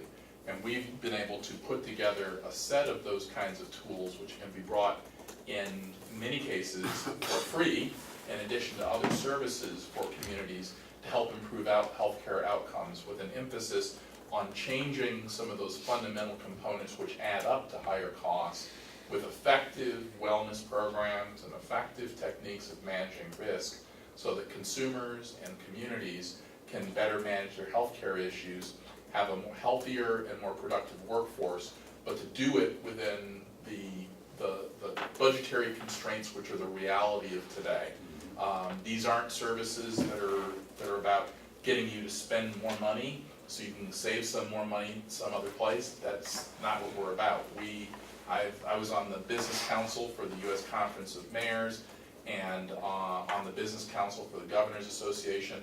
And you can't go and talk to mayors and governors or county commissioners anywhere and say, hey, here, we want you to spend more money, because no one can do that. What they need are better solutions to make the healthcare system work more efficiently and effectively, and that's what we'd like to talk with you about for your community. Don, maybe you can say a few words, but you also maybe include a few words about our partner here. Sure, will do. So I'm Don Moret, I'm from LPGM Health, and we started 4 years ago really with a mission to change the national narrative on how people thought about healthcare. And many of the things that we do are very much a break from the traditional thinking and the systems that health brokers have brought to the market previously. And we put our system together, and it's become tried and true method for saving. And so that is what we would like to talk to you about today. And the reason why, as Bill mentioned, that we partnered up here in the state of New Hampshire with Bevard Pilgrim is because their economic model is one that doesn't rely on the fact that your invoices go up every single year for the cost of healthcare. It works for Harvard Pilgrim if we are able to bend that curve, in the opposite direction. They're a non-for-profit company, and they are deeply committed, through their Buena Vera division in wellness, and essentially the working with individuals to avoid the actual health event versus trying to deal with the health event after it happens, or in some cases just having the health event happen, as a lot of companies do, and just handing you guys a bill for it. So changing your outcomes of your individual employees is one part of our formula that's going to make the big difference both now and down the road. If you have less illness, less sickness, less pharma use, your bills are going to be lower. And unless we can change that upward curve that you're currently experiencing is not going to change. But we've got some ideas for you. Exactly. We're happy to go into some details as to how, and give illustrations on how some people have used these kinds of tools to improve outcomes for folks, if you'd like us to. Or questions? Yeah, I mean, that's why they're here. Let's hear what you have to say about it. You're specifically talking about the employees on this campus, is that? Yes. Okay, because we have another issue, which Mark is very aware of, about the aging population in the entire county. So, We can talk about that also. I want to make sure. Well, how Okay. if we take them one at a time? All right. Sounds So- fascinating. If I could talk for a second give you a little historical perspective. In 1960, type 1 and type 2 diabetes comprised 0.6% of the total population. That was the standard for, for all populations at that point in time. So if you think about it, from the time that people walked out of caves and figured out how to build a fire, right? All the way up until 1960, type 1 and type 2 had held flat through that entire space of time. Since 1960 to now, type 2 alone has crossed 14% of the US population. So in our lifetimes, that is an enormous jump, and that is a jump that normally, over the history of man, would have taken eons to, clip itself, right? And that is going to, according to NIH, that is going to literally change our national DNA, and not in a positive way. So we need to make a change in order to deal with that, because along with that, the other big 5 conditions, hypertension and all the rest that really are the drivers of your healthcare costs, have also driven themselves up proportionately to that. Okay, so things need to change, and we need to deal with people in a different way. And one of the largest things that we do in our system is that when we enroll individuals in their healthcare, we sit down with every single employee at our expense. Every single employee for a half hour at the employer's convenience. So wherever they're located, whatever shift they're on, whatever it happens to be. And during that half hour, we employ the old-fashioned personal touch. And during that time, there's a number of things that happen. Number 1, the employee has their benefits explained to them in the first 10 minutes of that. And for a lot of people, probably for the very first time, they'll actually get an understanding of it. Number 2 is we'll enroll them and explain to them how to use their benefits platform, which is the platform we use is a state-of-the-art platform. It is the type of platform that you would have if you, say, worked for IBM. And you can access it right from your smartphone. and look and see what your 401k balance is, or, you know, you receive all kinds of information. It also frees up administrative tasks, right, for in this case, the county, because it's gonna do all your reporting for you and all those items, right? So now we can have HR go back to being managers of humans versus being paper pushers. Number 3, the next thing we go is we sit down and we explain to people what a deep dive wellness program will really do for them. How the small, everyday, incremental changes make an enormous difference in their overall outcomes. During this time, during this enrollment, we will gather information. We will find out, you know, at-risk individuals. We will find out, you know, we will get that when you're sitting one-on-one with someone, you get that type of information like, hey, you know, my spouse has a substance addiction or whatever it happens to be, or conditions. We'll find out those types of things long before anyone's even done blood work, right, or received their scorecard. And we tell the wellness people, you know, at Buena Vera, to look out, to start engaging with those at-risk individuals or at-risk spouses right off the bat, so that we can begin to start turning the ship, you know, on outcomes. After we're done going through all the wellness components with everybody, and also during that time, you know, we collect the individual's primary care physician, you know, or if they don't have one, we put them on the list to actually recommend one to them. And all that information is given to our partner, you know, Harvard Pilgrim, and they make sure that every one of those doctors is either in network, or they'll go out and get them in network, so that we don't have any network disruption, right, when we move in. Then we'll speak to the individuals about whatever the HR administration wants, you know, to convey at that point in time. If your 401k or other tax deferred, right, programs, enrollment could be higher, we'll speak to them about the benefits of doing that. We'll give them a full education on you know, what that does for them for retirement purposes.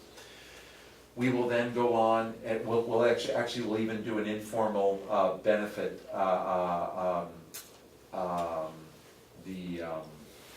beneficiary audit, right, at that point in time, which is also a savings, you know, as we go through. You get off somebody who's on there who shouldn't be on that, you know, on a particular policy or what have you.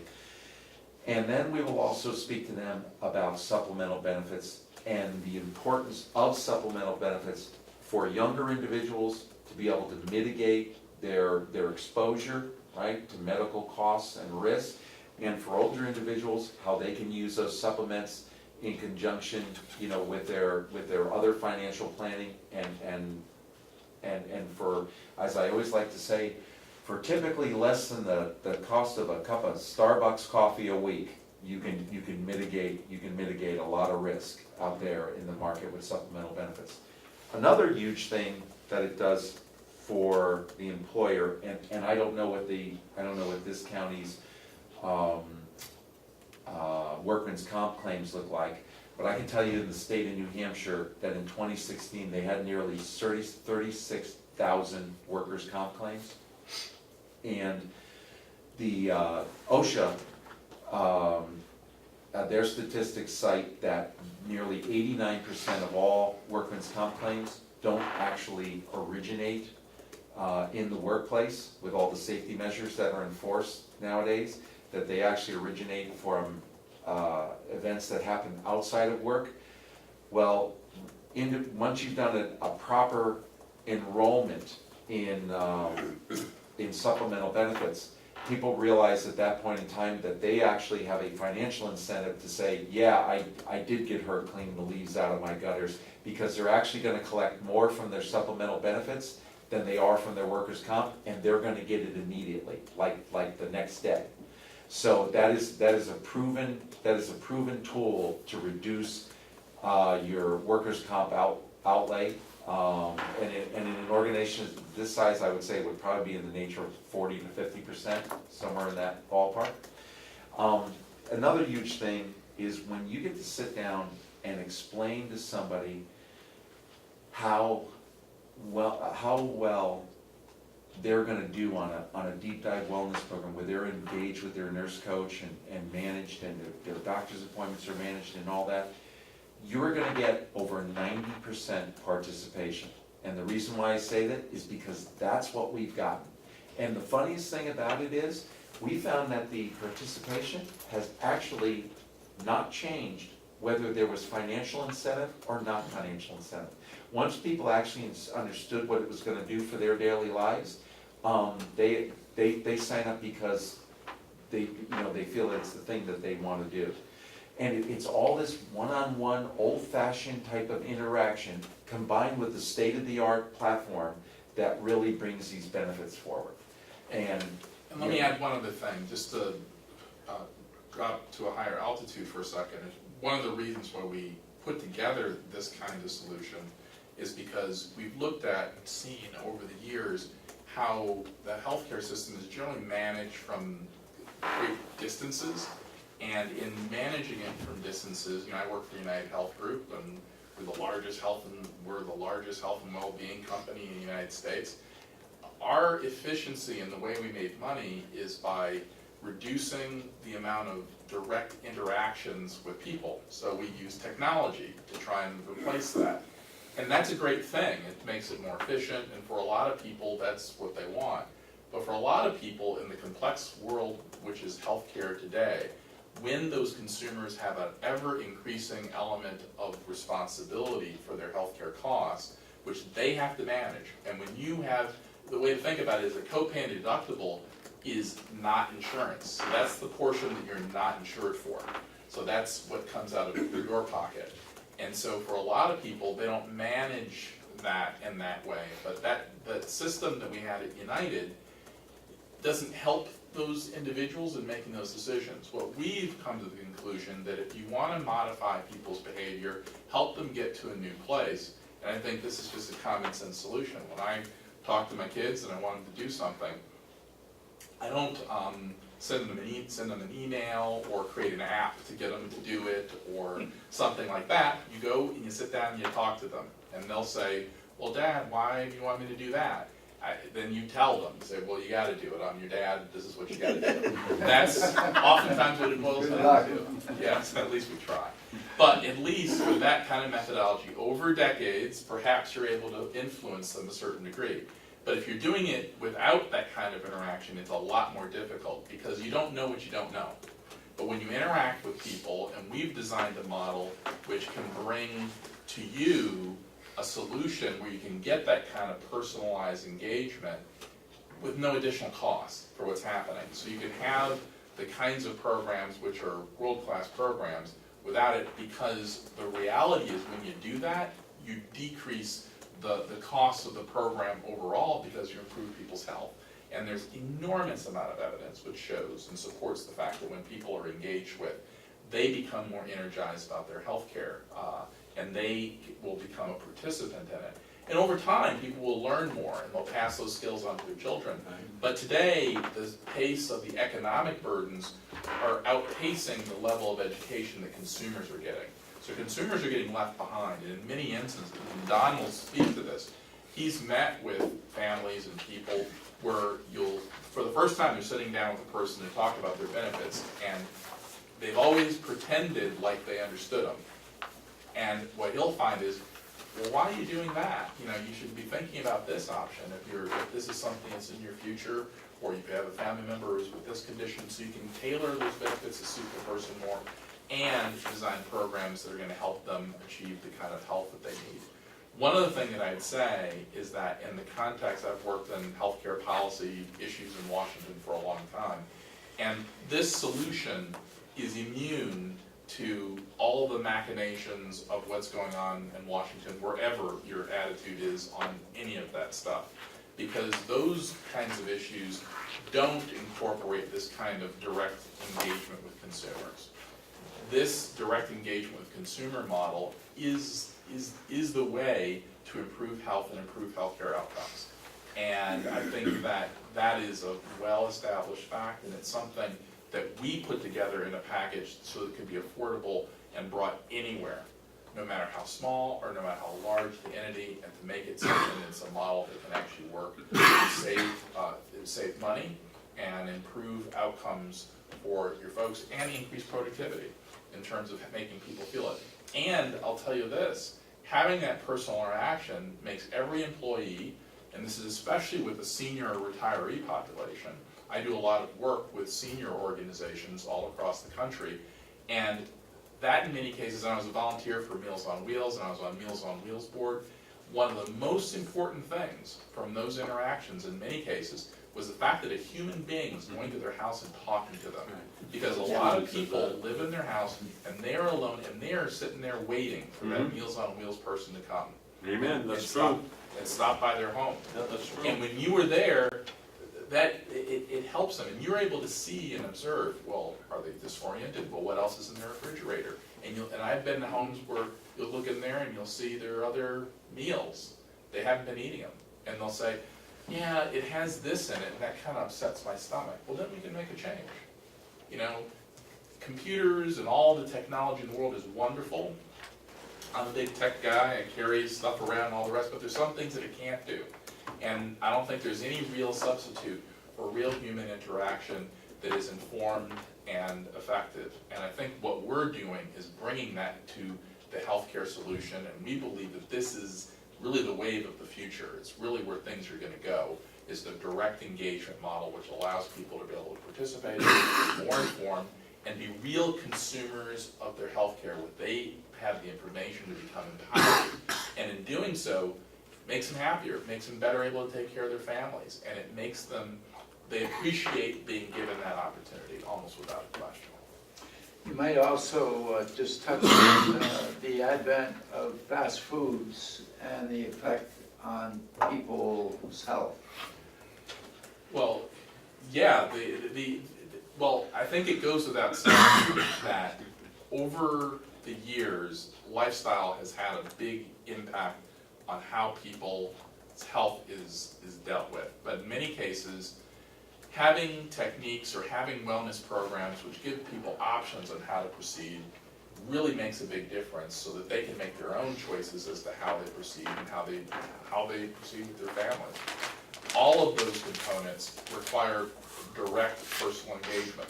If you don't do that, the reality is that everything moves in the opposite direction faster and quicker. So many states, healthcare costs are one of the largest and fastest growing portions of state costs.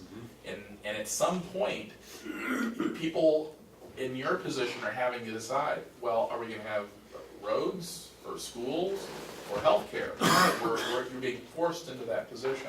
Right. And the other reality that you face, and I think a lot of people don't realize, is that when you insure these things, you assume that there are people out there who are knowledgeable, who are balancing and thinking of these things. Well, I used to work for a big insurance company, and they're wonderful people, and I think that they did great work. But they're not doing all of that for you. They have shareholders, and they're running a business, and they've got to do their thing too. And the reality of it is that, you know, increasing healthcare costs are making some people a lot of money. And our model is built in the opposite direction, where we want to do things to bend that curve and to flatten that curve in the rate of increase, so that it doesn't outpace what you need to spend for schools. So it doesn't outpace what you need to spend for police protection and roads and all the rest. Our goal is to make it so that gets stabilized. So, and we build that into the system, because remember, we're providing that that wellness program, we're providing that for free. We're not making you charge you for it. That's our commitment to making and affecting folks in a meaningful way, so that we can reduce those costs for you and the environment. And Mark, when we met with you down below in Concord, you talked about the need of trying to, you had a revenue hold, I think it was 3%, I can't remember, and you had to figure out how you're gonna make up for that somewhere along the line. And a lot of this stuff that we're talking about here are opportunities to make healthcare more efficient and actually better. And so this is what we're trying to do, is kind of lay that out. On the heroin epidemic that we're now having in the state, there's only one state that's Opioids. worse, opium. Opioids. Yeah. The other state is West Virginia. And if we don't get on top of this, we are gonna be in real trouble. And as a state, and I know the governor is very interested in finding some solutions and moving forward. And I think we all need to figure out how we're gonna do and what we're gonna do, because this thing affects our kids. It's cheap, and it's a scourge.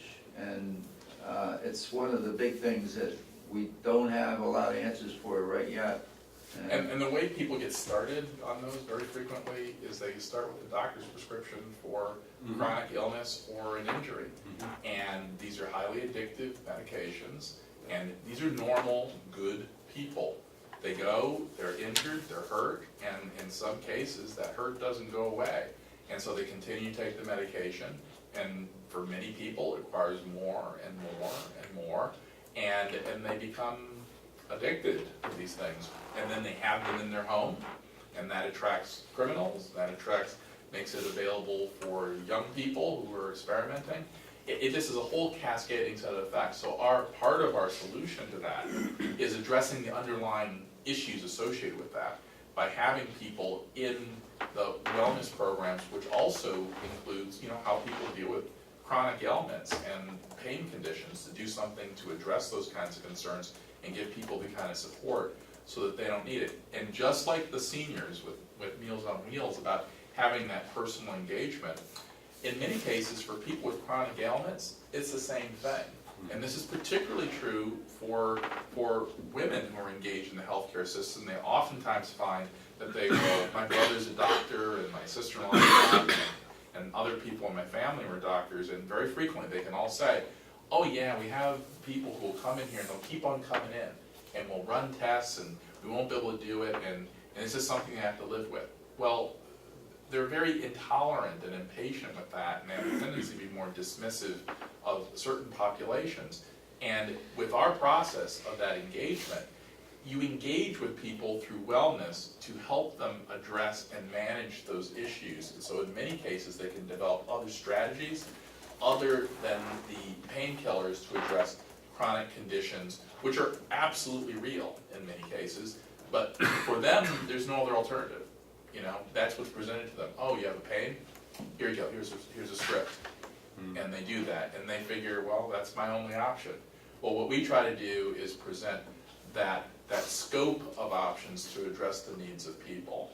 And we're also uniquely qualified to be able to provide that for smaller units and larger groups of people and smaller groups of people, and doing it in an affordable way. And we are, as I said before, my experience with counties and with cities and with states is that it can't cost more. The whole point is it's got to be better, and it's got to save resources. It's got to help people be more productive. It's got to make them feel better about going to work. It's got to improve those conditions and make them feel, get more of what they need, not less and more burden placed on them without any additional support. Question? Well, more of a comment and observation. I like what I'm hearing. A long time, I've been dealing with this as a member of the school board and also here. For a long time, I've thought that the approaches that people have been trying to put together have been of the macro, and you're talking about the micro. Yes. And I believe that's where the solutions, the best solutions are. We have, has been recently reported, New Hampshire's, I think, the 8th fastest aging state in the nation, or the 2nd. I would say the 5th. Well, we're up there. We're aging. We're aging. And Carroll County is the fastest of the counties. So Carroll County, New Hampshire, I'll just give you a statistic that I had a conversation with George Cleveland. just the other day. I'm gonna get this right, the over 70 population of Carroll County between now and the year 2035 is gonna increase 127%. That's a lot.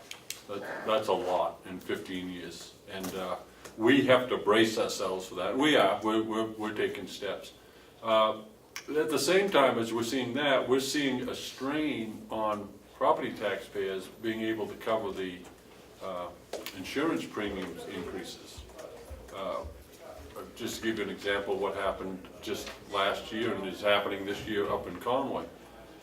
We were told we were going to see a 15% increase in our health insurance premiums last year. And that's a lot of money for a small district. And a lot of that is because of our grouping. We insure retirees, and they're being an older group, jacks it up a little. So when the news came that it was only going to be 11%, I was amazed at how many people within the district actually were celebrating. And yet it was still 11% increase. They were celebrating that it wasn't 15. Right. So in anticipation of the next budget year, the school board created a committee called the Healthcare Derivative Committee, meaning we're going to drive something better than this. And I believe, you know, the county's in a similar position, although the exposure of the group is quite a bit different. It's not that drastic. Part of the conversation, just to put some dimension to this, how it impacts people, is we are given serious consideration of having to lay off educators, teachers, in order to pay the health insurance. Now, how bad is that? That we are actually considering working against the very charge that we should have, and that is providing proper public education, because we can't afford the insurance. That's right. And this is the first time that I've heard things talked about in terms of individualizing, personalizing, going to the micro, and actually doing additional work than I think what most health insurance providers are used to doing. So I'm very interested in hearing more what you have to say, because I've been waiting a long time to hear someone talk about not the big, but the small. We're a small county. We need, we need a more focused approach. Yeah, the reality is that in many cases, a small portion of your population drives a large portion of your healthcare costs. That means that you have to have a solution which is micro-oriented. Now, what's unique about what we're talking about is we have designed that economic model so that we can do it. So that's built into our DNA. Most health insurance operations are the opposite, and that is to make it more macro, to make it so that we build one model and we'll use it in New Hampshire, we'll use it in Carroll County, we'll use it in New York City, we'll use it wherever to make those kinds of efficiencies. Our efficiencies are built around the customization and designing it so that it is more effective, and considering the fact that those generic programs, it's very difficult for them to get down to individual behavior and get down to individual circumstances. But that's what drives healthcare costs. Individual decisions, and in many cases, think about this. Where else in your life can an individual, in a moment, without any knowledge of what the cost's gonna be, they can make a decision which costs $5,000 or $200. Well, in healthcare, you can do that. That can happen, and you're gonna pay the bill. And that is, people don't do that when they buy a car. They don't do that even when they buy a house. They don't do it with anything in their life. In healthcare, you can. And because of that, that is why you see a lot of these costs increase. That's why you see it eating the whole thing up. And consumers have been trained to accept that. They've just said, oh my goodness, those things are going up. Some folks know, I don't have a lot of other options, and so I gotta have insurance for people, and this is what I'm left with. Well, that's not, we didn't find that acceptable. And frankly, one of the things that started this whole discussion was, working with folks like the congressman about a policy thing of trying to get folks in Washington to understand it. But that's the macro point of view.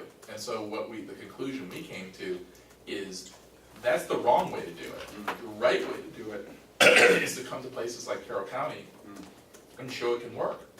And to demonstrate the paradigm so it can work on the micro level, and it can be done in an effective business organization that serves the citizens of this community, that they're happy with it, and that it actually saves people resources and bends that cost curve.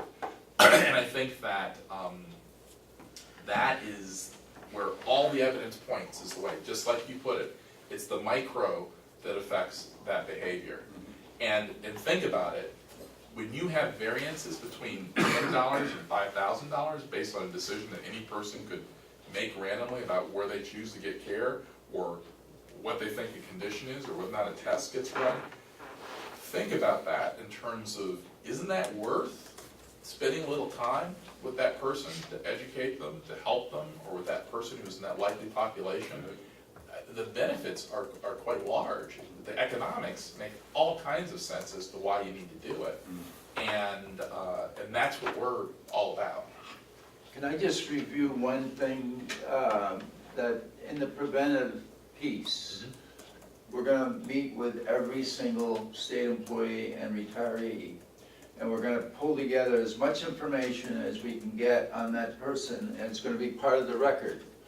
And then you assign that person to a nurse, and how does that, just explain, how does that all work? Sure. So in the wellness program, you know, there's the early steps of it are the data that we gather, the personal data that we gather during the enrollment, and then additionally, right after that, the data that we gather from a simple blood draw. It's really easy to do. Even people who don't like needles are fine with it. It's great.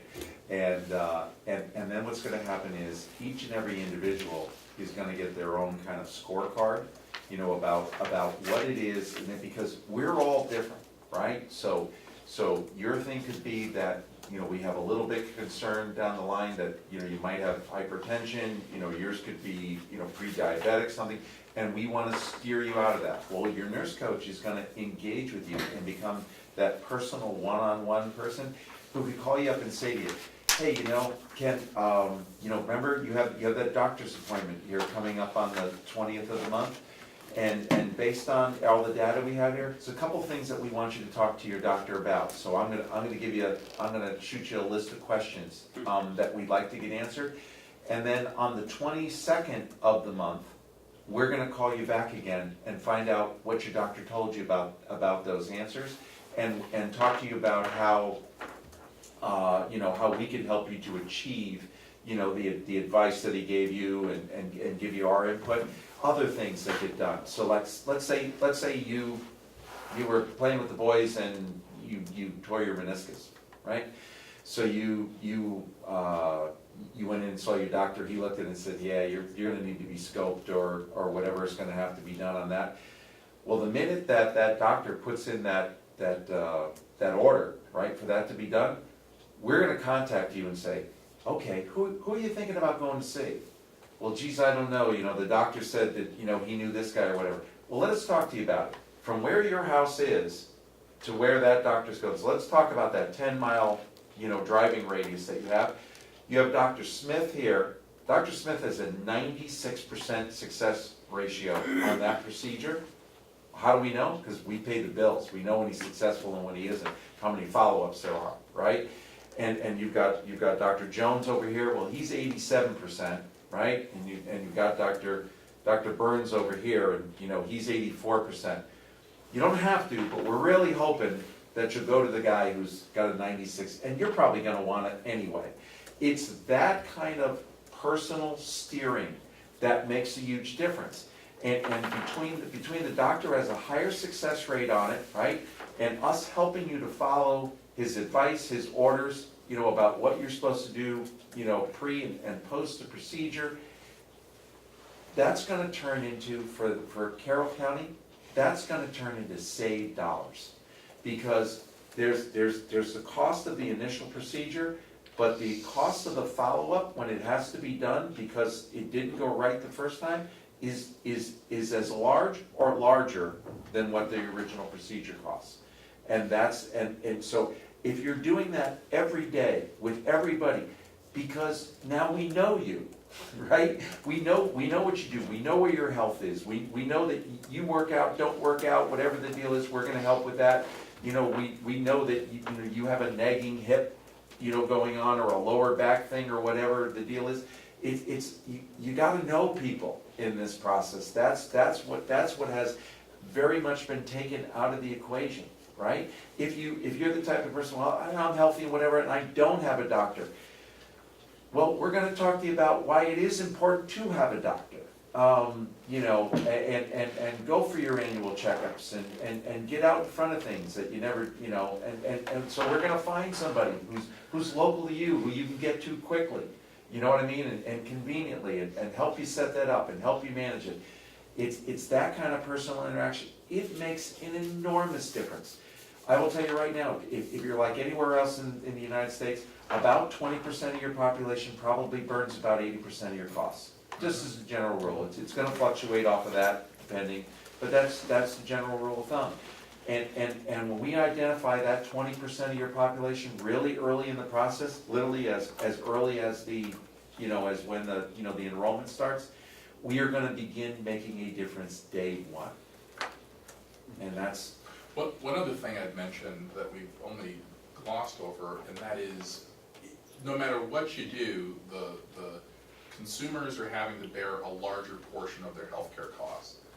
And when you're running a business and you self-insure, you insure that risk. That's what you do. You don't just say, oh, well, I hope I don't get sick, or I hope that nothing goes wrong, or if something goes wrong, I'll sell my car. They insure that risk and have a mechanism to do it. For a lot of consumers, they don't have that.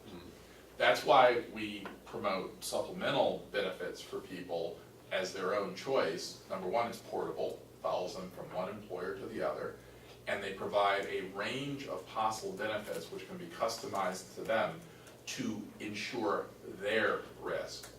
So when you go see the doctor and you may have a hip operation and it costs $20,000, you don't see any of that money. It's all money that goes on in the ether sphere between your doctor and your insurance company. It doesn't go to you at all.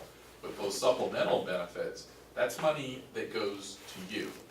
And we work with programs which make sure that when you have an event, that money comes to you, in many cases, the next day after you file a claim. That way, you have it as a consumer to manage the risk that you carry. So if you have co-pays and deductibles for a lot of people, if you're a waiter and you work in a restaurant and you break your leg and you have healthcare coverage which takes care of that, or you're going to lose more than the possible loss of salary which would be covered. You lose your tips. You have to have someone come who's going to take care of your kid while you're in the hospital. You have your mom come in and say, well, you get a check to insure your risk, to insure you and protect you from that kind of risk. And in most countries in the world where they have moved in this direction, like the United States is moving right now, that is a very, very common thing, is they'll have coverage for that portion of the risk that consumers have to bear, and that allows them to be able to manage that risk better. That is, I think, an important portion of this, because I think it's really, kind of a good friend of mine worked on the Obamacare law, and one of the things that they found afterwards is that people picked the most popular plans under Obamacare were the ones that placed the highest degree of risk on the consumer. Say that again? The most popular plans under Obamacare were the bronze plans, which placed the highest degree of risk on consumers. So that meant that they were cheaper when you're paying, but that meant that your risk was greater. But a lot of people, they don't completely digest that. And so when time comes to when you have to deal with your portion of the risk, an individual can be bankrupted by co-pays and deductibles just as easily as they can by premium payments. just as easily, because they're not, those things can get out of control. Real quick. So our view is that you have to protect yourself, and individuals should have the option of having protection for those kinds of things, and for a de minimis cost to them, they can protect themselves from all of those things. Now, and that's great for the county, that's great for New Hampshire, because if those people don't make that type of risk, they're going to more likely to file the workers' compensation, workers' comp claim. They're gonna be more likely to not be in work or not being productive because they're worried about their finances, they're worried about paying their bill, and they're worried about these other kinds of things. It just creates more stability and common sense in the system. And these tools are already being used. I mean, businesses do this all day long. They just don't take on additional risk without making some kind of accommodation for what they're doing. And the great portion of that is it's portable for the consumer, so they can take it from job to job. If they change jobs or someplace else. Premium never goes up. The premium never goes up. I mean, when have you heard that in the context of any kind of insurance? An Never goes up. Never. An 18-year-old could mitigate his risk for literally a few dollars a week, as I always said, less than the cuts of a cut. And if that young person hopefully lives to be 100 years old, they'll still have that to mitigate their risk, and it'll still be coupled out, same premium at that point in time.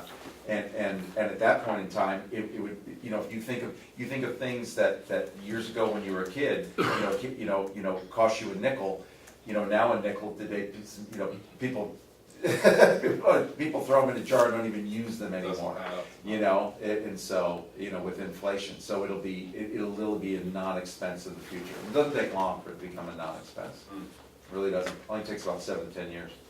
Does anybody have other questions that they'd like answered? Well, what do we do next? How do we proceed? Here's our big ask, so I'm on bended knee. We wanna learn about you. That's what we need. We need a day to come down and just go ask questions about your population.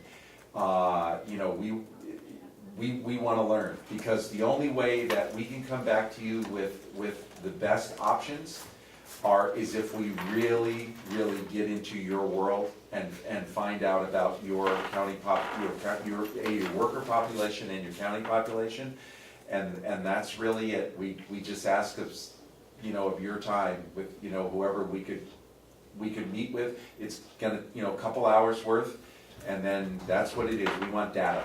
And then we use that to put together a proposal and for you to evaluate and compare with anything you want to compare it with, to see if it's something that's attractive.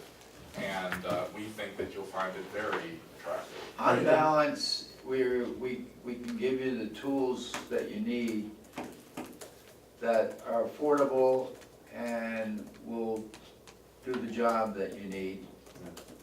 And that starts with taking a look at what your issues are, giving you recommendations, then you take a look at it and you say that sounds good or doesn't sound good. But I think you'll find that most of the stuff that we have, if you actually put it to use, it will save you money on the bottom line and change the cost of it. Are you currently now in the health trust? Is that where you? Yeah. That's where you projected? Okay, great. And are you Jan 1? No, Cycle? What's your cycle? our cycle is July 1st. Okay, so you just recently Yeah, did. so you guys are maybe, so every year. Okay. Good. I'd hate to lose this opportunity. It doesn't cost us anything to have them look at what they might be able to do for us. But I don't know how anyone else feels about that. Certainly, it's worth looking at. I mean, we're basically having an audit done that could reveal a pathway to savings and actually better health care for our workers. Because what I like about it, apart from we could save premium costs, is we could have a healthier campus. Absolutely. The people who work for us and their families are all the beneficiaries of that. So a nice Could- bottom could- line to work for. Yeah, it could have both economic and personal health improvements. Yeah. Absolutely. Yeah, we'd be happy to help. Damon wanted to ask something, Madam Chairman.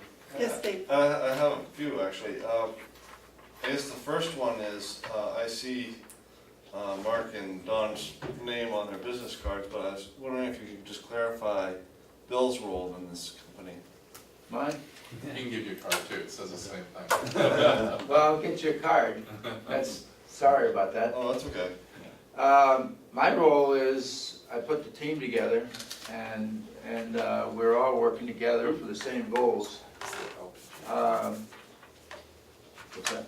I think he's asking for the LPGM card.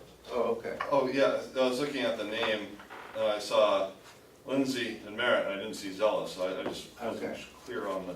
I don't the have role. that. I don't So, have so that. Bill is our partner here in New Hampshire, and here's the deal, trust me.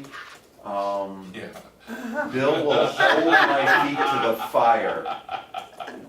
You know, for. What'd you say? I said you will hold my feet to the fire, you know, for everything that is done for anybody from New Hampshire. You can't have a micro solution without having people who are connected in with the community. So that's why. So in the state of New Hampshire, and you want to have people who have that kind of knowledge and insight. It's completely consistent with our. Madam Chairman, if I could. Well, was Damon refinished? Well, I'd like to ask something here.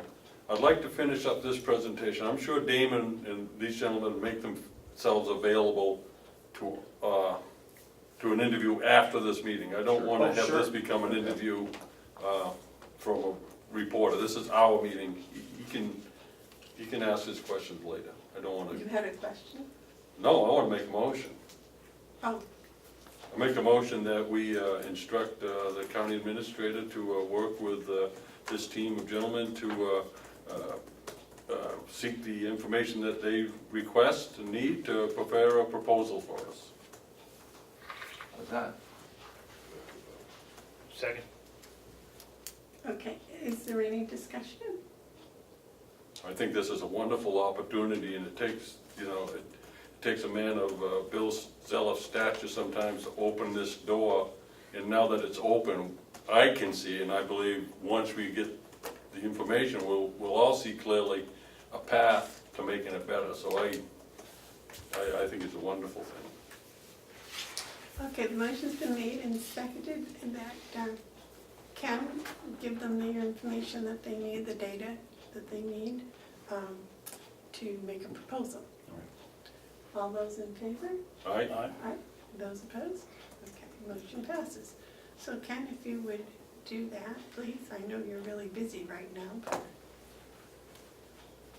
Ken, we'll make it as painless Absolutely. as possible, and actually, you'll get me. Okay. Well, you That's what you you get do. all three. Well, yeah, but definitely, yeah. Great. Well, from what you just said, if we get you, we get his oversight. Yeah, you bet you do, you bet you do. That's good. It's a team. Thank you. We'll make it as easy as we can for you. I can't think of a better place to try to start something that's real worthwhile In your own home. than my own home. Yeah, yeah. I see that, Bill. You know, So, this means something to you beyond just the business of it. This is your home. Absolutely. Thank you. Thank you very much. Thank you, gentlemen, for coming and presenting to us. Thank you Thank for you. receiving Thank you. thanks for having us. So when you get a chance. Ken, do we have anything else? There we go. That's what you Okay, need, all right, did I give you No, one? you didn't. Okay, so let me do that, that's what I was Did looking you at. get my, did I give you my? Yes, sir, you I did, thank you. There you go. Thank you. Thank If you're you. gonna do public comment, can they stick around? After this?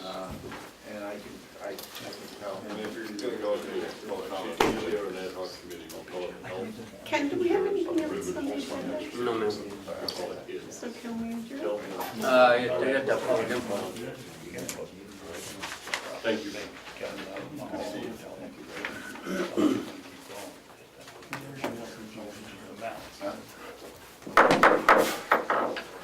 Okay, if we could have public input, please. Well, I was gonna, Gentlemen? that these guys could stick around for public input in case they could answer additional questions. Well, maybe as Mr. Hounsell suggested, you might have an interview with them in the hall. All right. I could do that. Gentlemen, could you be available for the press for an interview in a little bit? Sure. Yes. So, I guess, Wait, let us finish this meeting, and then, do you get public comment? yes. Okay, That's what I had asked you. So I'm wondering, from the commissioner's point of view, you guys decided pretty quickly that you want to pursue this. Now, how does this interact with your existing health insurance? don't know yet. Well, what we're actually doing is we're getting more information on it. Right. There's no pursuit as such. We'll have the information and then we'll decide whether or not to pursue. Any government that is not looking for an opportunity like this is being derelict in their job. It should be every board of selectmen, every school board, every county commissioner should be looking for these type of opportunities to get more information. Yeah. And I think the other sort of really unique health insurance type proposal that you guys heard a while back was from ClaimLinks. Can you remind me why you guys did not choose to go with them? We sent a letter to them explaining why we didn't, and I think for the sake of propriety, we should say no further. It's been dealt with, and I don't think there should be any further comment on it. It's history. We're moving forward. And I guess the question for Mr. Hounsell is, it sounded like you're interested in this sort of as a school board member as well. So do you intend to invite them to discuss the? I absolutely hope that that every school board in town and school district in the state avail themselves to this opportunity. What we're talking about is a whole new, better way of looking at things. Instead of the big macro thing where everyone's got to buy the same stuff, they're talking about something very new. It's that micro. You're going to go down and we're going to actually have that personal engagement with people. And I can't imagine, I would welcome them to go to as many places as they can. They've already said that they've been to several, so meeting with the executive council and the governor, and boy, I think it's just I'm awfully glad that they came here first. This is quite a thing. This is a good thing. All right, well, if I can grab these guys in the hall. You absolutely can. No problem. I'll make a motion we adjourn, Madam Chair. Second. Motion's been made and seconded to adjourn. All those in favor, say aye. Aye.